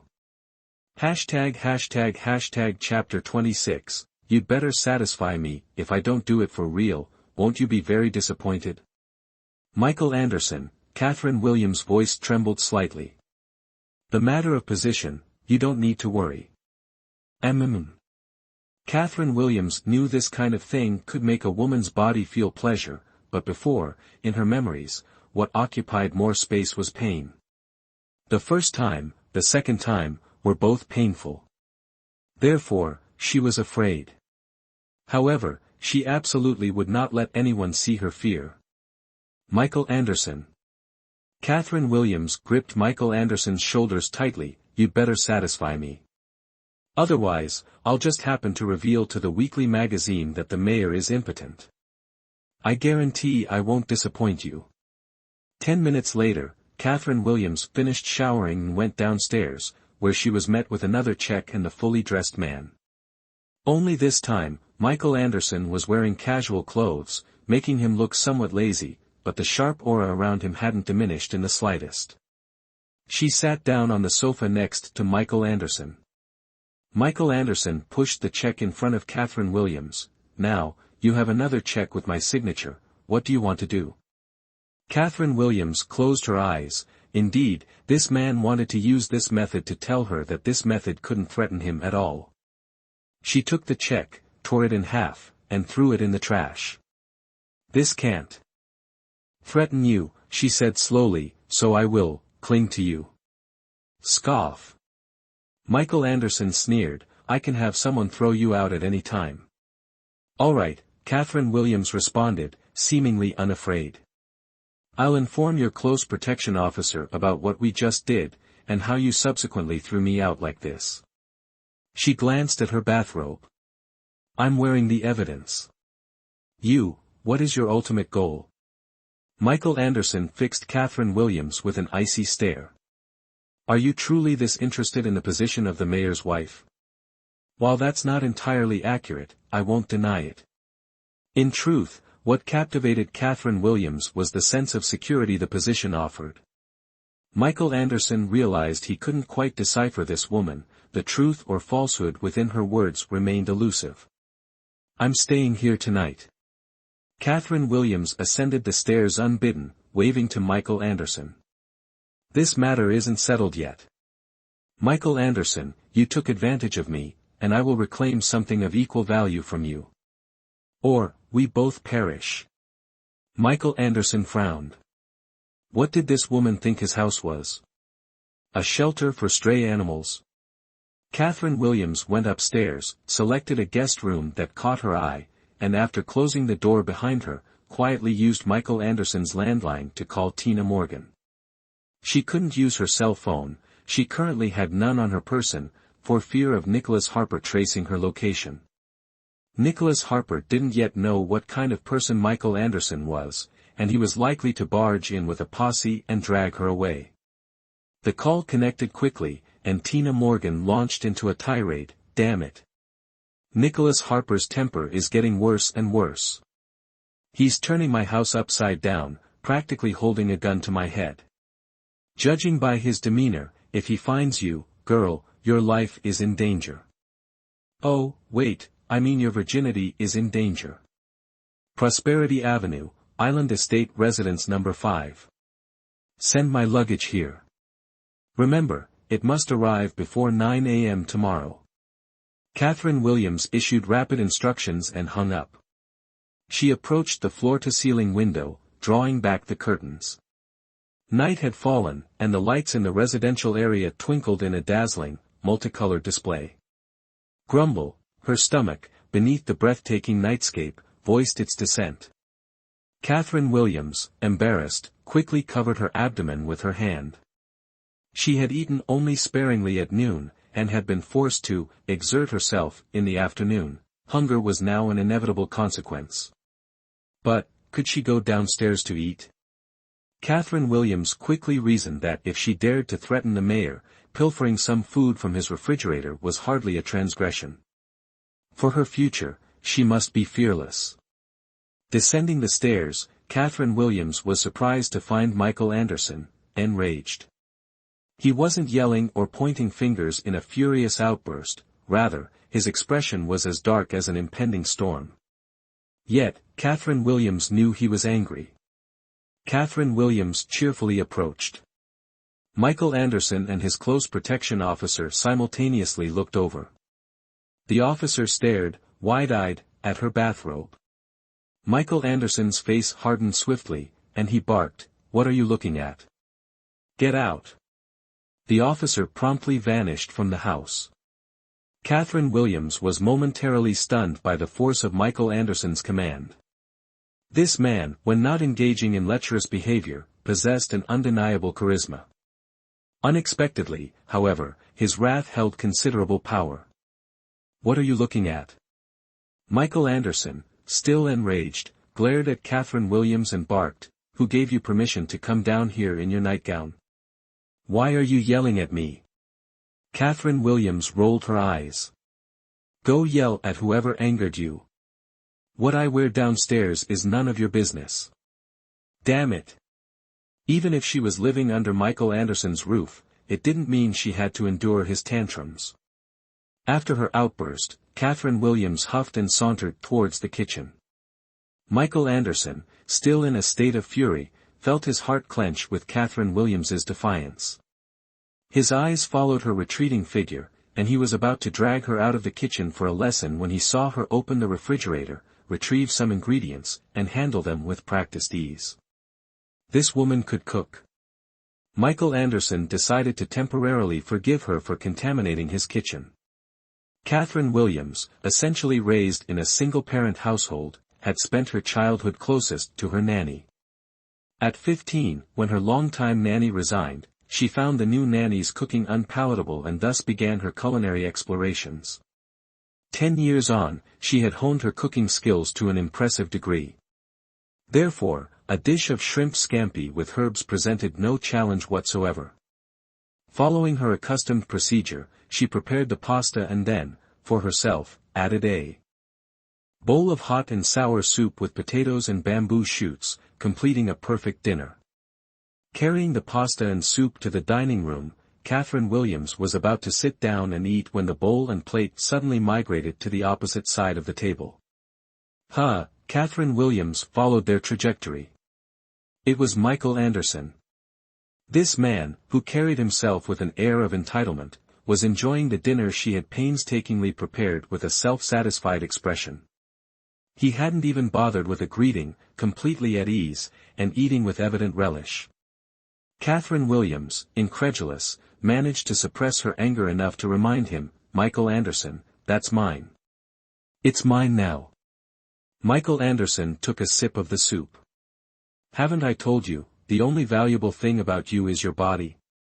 Now, let's add one more thing, your cooking skills." Having spoken, Michael Anderson dismissed Catherine Williams and focused on his meal. "Michael Anderson, you're unbelievable." Catherine Williams had never encountered such a rude man in her life. "Behave. I'm your savior. Throwing you out to be chased by wild dogs would be unbelievable." Michael Anderson smirked. "So, if you don't want to experience what truly unbelievable is, keep your mouth shut." Chapter 27, Why is he so guarded? Catherine Williams cursed him internally, despicable. But she believed Michael Anderson was entirely capable of throwing her out, so she wisely held her tongue and went to make herself another portion of pasta. Lacking enthusiasm, this time she made a simple tomato and egg pasta, clutching it protectively when she brought it out, lest Michael Anderson's predatory instincts strike again. Michael Anderson, observing her wariness, allowed a mocking curve to touch his lips. He pushed a plate towards her, "Don't forget to clean up later." Catherine Williams, feeling like a servant, unceremoniously tossed the plate into the trash. Her clearing Michael Anderson's plate? Preposterous. Observing Catherine Williams's actions, Michael Anderson merely smirked, ascended the stairs to change into a suit, and upon exiting, instructed her, "Your permitted area is confined to the living room and guest room. Refrain from interacting with my other belongings, I do not desire your corpse contaminating my residence." Catherine Williams furrowed her brow, perplexed by Michael Anderson's implication. Contact with his possessions resulting in her demise, was this a threat, or did his home harbor concealed mechanisms? As Michael Anderson prepared to depart, Catherine Williams recalled their unfinished discussion, pursuing him with, "Where are you going?" The marriage matter required resolution. Tonight was her sole opportunity, as returning to the hospital tomorrow would be akin to entering Nicholas Harper's snare. "A location undesirable to you," Michael Anderson stated, grasping his car keys and exiting autonomously.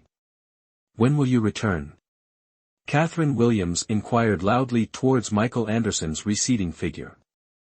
Michael Anderson raised an eyebrow, pondering, this woman was not his spouse, why should he disclose his return time? Thus, Mayor Anderson proceeded independently to the garage. Catherine Williams, stamping her foot, pursued him, coinciding with Michael Anderson's vehicle emerging from the garage.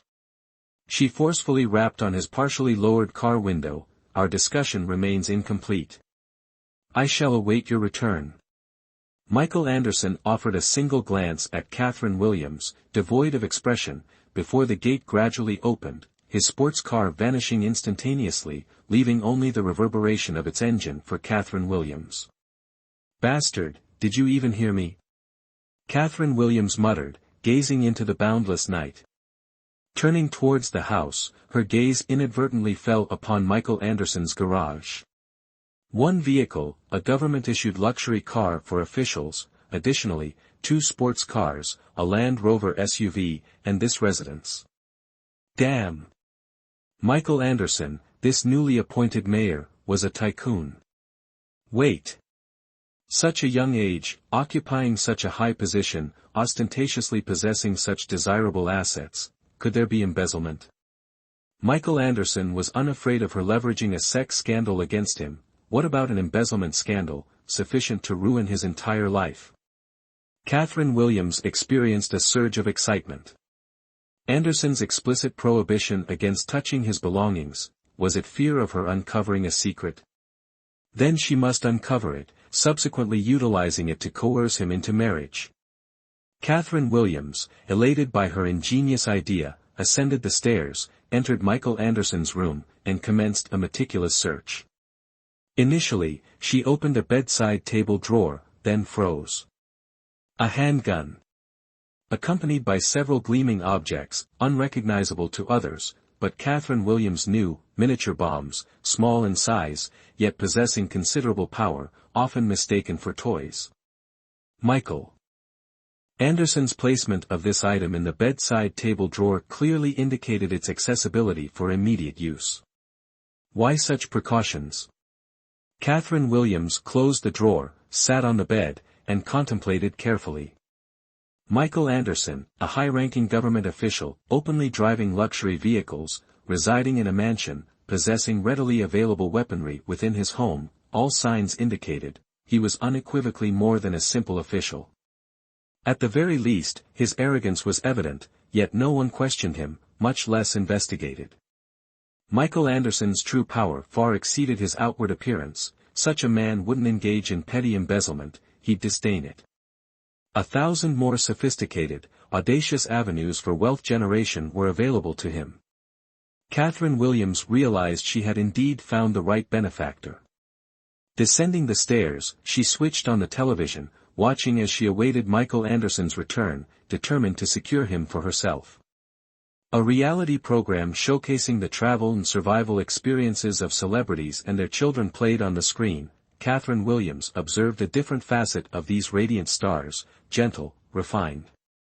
It seemed that after having children, they were no different from any ordinary man in a paternal role. She pondered, children. Time elapsed, each second ticking by unnoticed as Catherine Williams remained preoccupied with a certain notion, oblivious to all else, until the assertive purr of a sports car jolted her back to awareness. She rose, directing her gaze towards the entrance. Michael Anderson had arrived, his left hand casually tucked into his trouser pocket, a simple gesture rendered remarkably elegant by his presence. An aura of compelling authority subtly emanated from him, an almost palpable pressure. This was the very essence of the mayor. Observing Catherine Williams, Michael Anderson furrowed his brow. Why are you still awake? Because you haven't agreed to register our marriage, Catherine Williams stated. Michael Anderson settled down, preparing to change his shoes. Catherine Williams, noticing this, promptly and solicitously fetched his slippers. He readily accepted her service, donned the slippers, and ascended the stairs, leaving behind a single remark, "Then don't sleep for the rest of your life." Catherine Williams nearly choked with indignation. Undeterred, Catherine Williams pursued him. As Michael Anderson neared his room, she tugged at his sleeve, only to have him react swiftly, seizing her hand and pressing it against the wall. "Girl, I've made it clear, I'm satisfied only with your body and your culinary skills." He glanced towards the window at the end of the hallway. "Mention marriage again, and I'll throw you from the second floor for the dogs." "I will make you agree," Catherine Williams declared, her gaze fixed resolutely on Michael Anderson. "I will make you obediently bring your identification and household registration book and accompany me to the Civil Affairs Bureau for registration." Michael Anderson scrutinized Catherine Williams intently, then released her hand and retreated to his room. Catherine Williams returned to the living room, a sense of unease pervading her as the night wore on. The following day, Catherine Williams awoke early, apprehensive that her anticipated package might be discarded. Unexpectedly, as she descended the stairs, the close protection officer assigned to Michael Anderson approached her, inquiring, "Miss, did the mayor consume the dinner you prepared yesterday?" "Yes," Catherine Williams responded hastily, assuming some trouble had arisen, "but I didn't poison it." "Miss, that wasn't our implication." The initially resolute bodyguard now appeared hesitant. "We were wondering if you could prepare an additional portion for breakfast." Catherine Williams was stunned.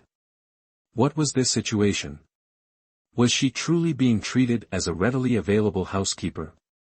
The situation is such that the mayor's palate is, well, rather discerning. His usual cook has fallen ill and is hospitalized.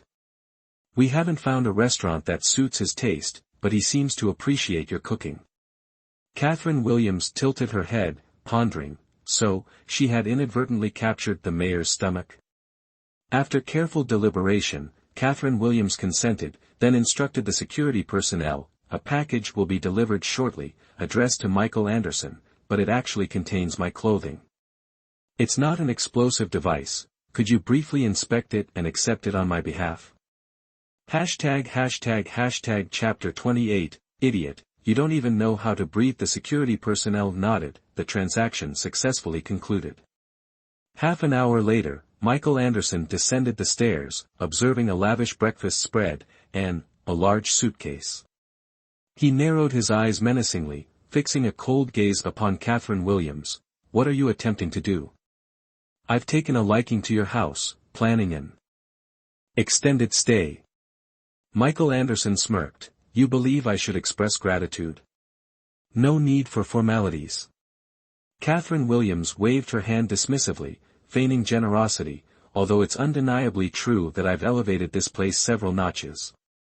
Michael Anderson scoffed, accustomed to solitude. This woman was now proposing cohabitation. How could he possibly agree? He summoned the security personnel, gesturing towards Catherine Williams. "Remove her, along with her luggage, from the premises."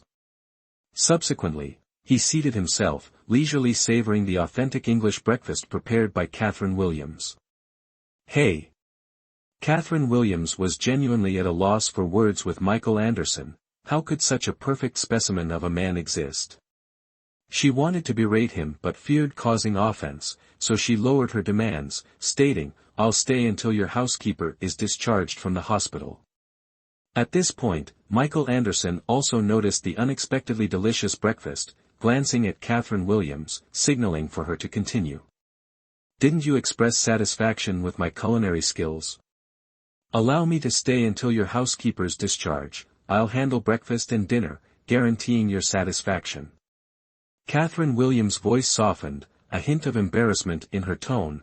"I simply have nowhere else to go." Michael Anderson observed Catherine Williams intently. She was speaking softly with her head bowed, her dark hair cascading down, devoid of tears, yet he perceived her as utterly pitiful. He was the mayor. When citizens faced hardship, he should extend a helping hand. Moreover, this particular citizen possessed both physical attributes and culinary skills that pleased him. Thus, Michael Anderson, as if compelled by some inexplicable force, agreed to Catherine Williams' proposal.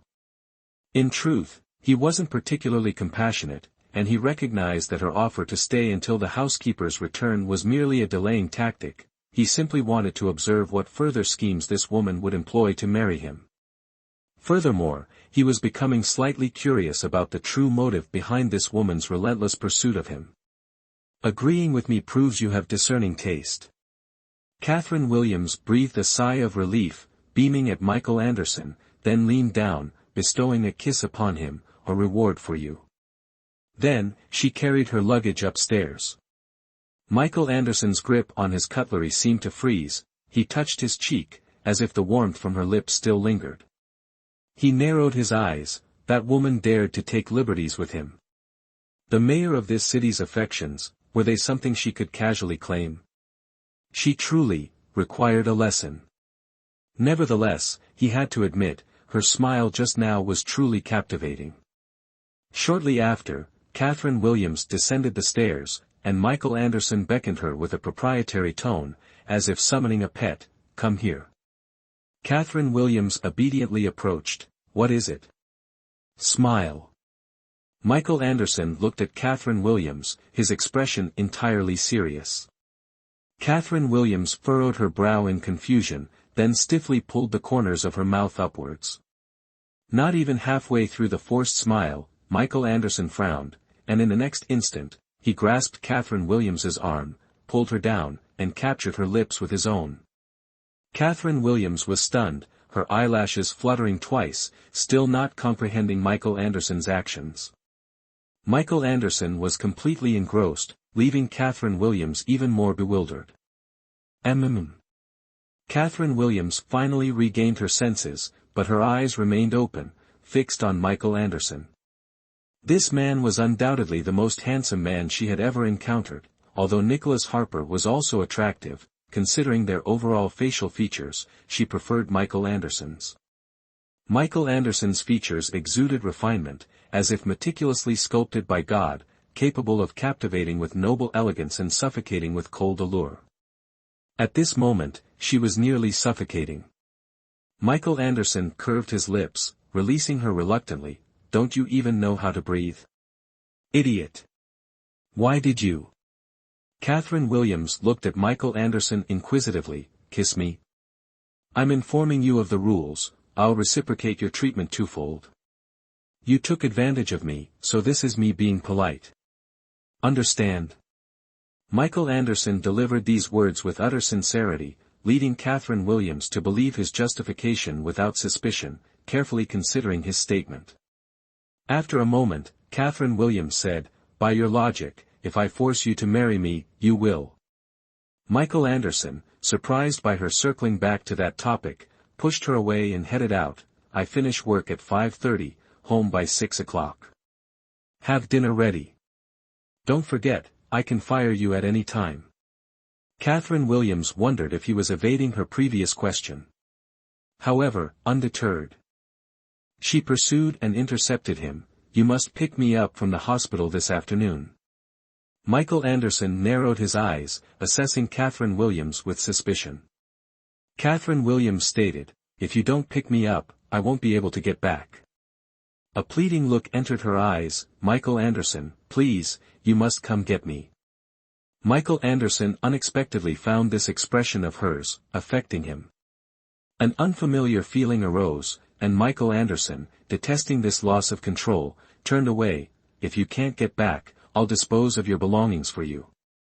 I'll wait for you. Catherine Williams shouted at his retreating figure. Michael Anderson, I won't leave the hospital until you come. It's up to you.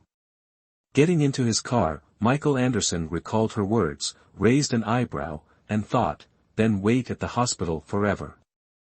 Unaware of Michael Anderson's thoughts, Catherine Williams returned to her room, had breakfast, and anxiously went to the hospital. She had a crucial surgery scheduled today, otherwise, she could have taken leave. However, she had a responsibility to her patients. Regarding the consequences of going to the hospital, she understood perfectly. Increased surveillance by numerous bodyguards would be implemented, and Nicholas Harper himself would personally escort her home after work. Ultimately, her freedom would be completely revoked, confined by Nicholas Harper, forced into a wedding gown, and compelled to walk down the aisle with him. Her escape attempt yesterday would then be rendered futile.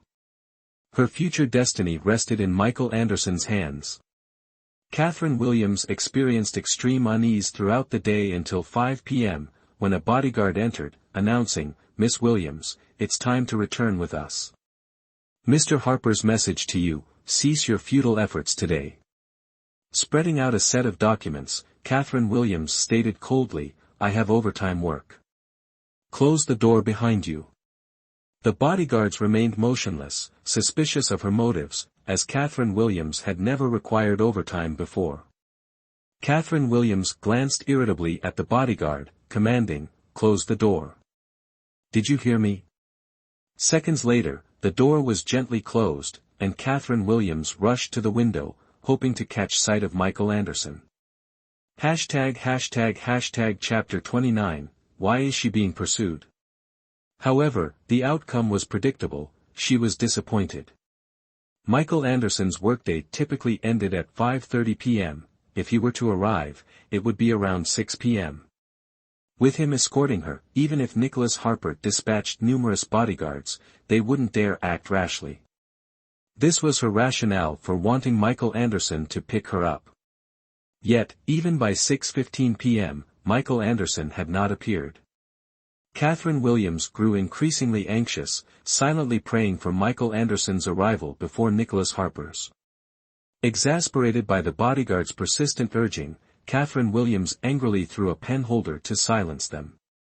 Frustrated, she opened a news website, seeking information related to Michael Anderson, hoping to find something useful.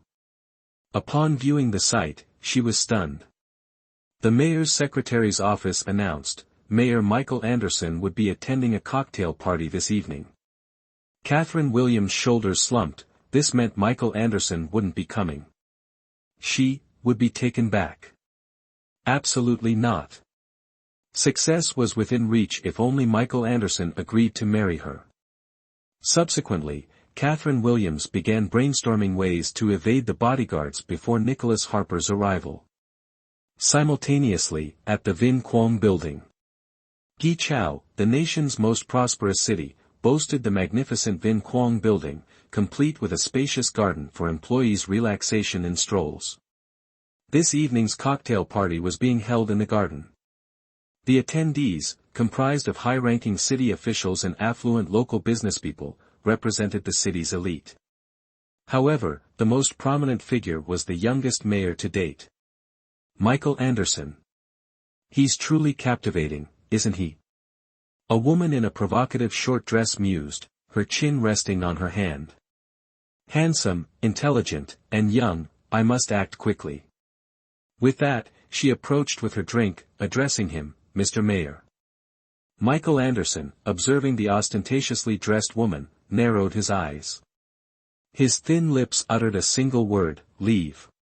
He consistently despised women who initiated contact, their avarice evident in their eyes. Discarding his usual composure, he coldly dismissed her. The woman, her lip curling in disdain, departed, surprised by the charming mayor's callous indifference. Michael Anderson's thoughts unexpectedly turned to Catherine Williams. That woman, audaciously declaring her intent to become the mayor's wife, wasn't her behavior more brazen than those women who initiated conversations? She even dared to request he pick her up from work. Considering this, Catherine Williams's expression. That morning, a blend of anticipation and supplication, resurfaced in Michael Anderson's mind. He didn't deny it was a look that easily evoked compassion, yet he couldn't dismiss the suspicion that it was merely a tactic employed by her. He was accustomed to manipulating others, therefore, as for that woman, let her remain in the hospital indefinitely. Catherine Williams, glancing at her watch, noted it was already 8:30, yet Michael Anderson hadn't arrived. Consequently, she had to devise her own escape plan. Removing her white lab coat, Catherine Williams exited the office. As expected, the diligent bodyguards immediately followed, 4 of them dispersing around her, effectively eliminating any chance of escape. Reaching the parking area, a bodyguard retrieved a car and respectfully invited her to enter. However, she proceeded directly towards the hospital gate, gesturing towards the supermarket opposite. I need to purchase some items. Miss Williams, please don't complicate matters. Mr. Harper instructed us to escort you home after work, the bodyguard stated. Catherine Williams, feigning ignorance, continued outwards. Left with no alternative, the bodyguards were compelled to follow. Upon reaching the hospital gate, she abruptly halted, turning towards a bodyguard. Perhaps you could purchase them for me. Assessing the bodyguards, Catherine Williams seized the opportunity, sprinting desperately forward. The remaining 2 bodyguards reacted swiftly, their legs propelling them in pursuit of Catherine Williams. Due to her childhood connection with the Harper family, a secretive and influential clan, Catherine Williams had undergone training. Long-distance running, for her, was as straightforward as performing a minor surgical procedure. Her long legs further facilitated this. Miss Williams, the bodyguard called out. Catherine Williams, feigning deafness, focused solely on running. Shortly thereafter, Catherine Williams heard the urgent blare of a car horn. It was the bodyguard who had driven there, signaling her to stop and cease resistance. How could she comply? Despite her labored breathing, Catherine Williams persevered. Once she crossed the street at the upcoming crosswalk, the car wouldn't be able to pursue her against traffic. Strategies are, after all, human constructs. While running across the crosswalk, Catherine Williams heard the distinct horn of a sports car. Glancing over, she noticed the license plate, audacious and stylish, seemed somewhat familiar. Upon further reflection, she recalled seeing this car in Michael Anderson's garage the previous night. Michael Anderson. She ran towards it, and before the car door could fully open, she vaulted directly into the passenger seat, breathlessly urging, "Quickly, drive." Michael Anderson accelerated, an amused expression on his face. "My dear, I hadn't realized you possessed such agility. Few female physicians in the world could leap into a sports car with such finesse. Otherwise, how would I dare entertain the notion of marrying you?" Catherine Williams, retrieving a tissue to wipe away the perspiration, then grabbed a bottle of mineral water, twisting off the cap to drink directly. Michael Anderson casually remarked, "That's the bottle I already drank from." Catherine Williams retorted, "So? I don't mind indirect kissing with you." "I do." Michael Anderson, holding the water bottle, tossed it out the window. It landed precisely in a roadside trash can. He then inquired of Catherine Williams, "Why were you being chased?" Catherine Williams gaped, silently admiring Michael Anderson's accuracy, before responding, "Is that even a question? Obviously, someone took a liking to my beauty and wanted to take me home as their mistress." Michael Anderson abruptly slammed on the brakes. Catherine Williams, not yet buckled in, nearly tumbled forward. Righting herself, she gripped the seatbelt, glared at Michael Anderson, and snapped, "What are you doing?" "I'm contemplating whether to return you to that intersection." Catherine Williams gave a strained smile. "Not funny. Damn it. This man, still so heartless towards her." Michael Anderson glanced at Catherine Williams before starting the car. "Why didn't you pick me up?" Catherine Williams asked. "Why should I pick you up?" Michael Anderson countered, then slapped the steering wheel with a hint of regret. "Damn it. Knowing someone wanted to abduct you, I should have taken a detour." Catherine Williams racked her brain, trying to figure out how to explain the chase to Michael Anderson. However, upon further reflection, there was something she absolutely had to clarify before explaining, lest she appear foolish afterward. "Michael Anderson, do you care about what happens to me?" At this, Michael Anderson scoffed, as if he'd heard the most ludicrous joke. "Girl, don't ask questions that so readily reveal your intelligence quotient." "Oh, then I don't need to explain anything to you." Catherine Williams spoke nonchalantly, but in truth, a prickle of annoyance lingered. As for the reason for this annoyance, perhaps it was simply the unfamiliar sting of being disregarded. "Let's talk business." Catherine Williams looked earnestly at Michael Anderson. "I genuinely want to register our marriage. Moreover, it absolutely has to be with you.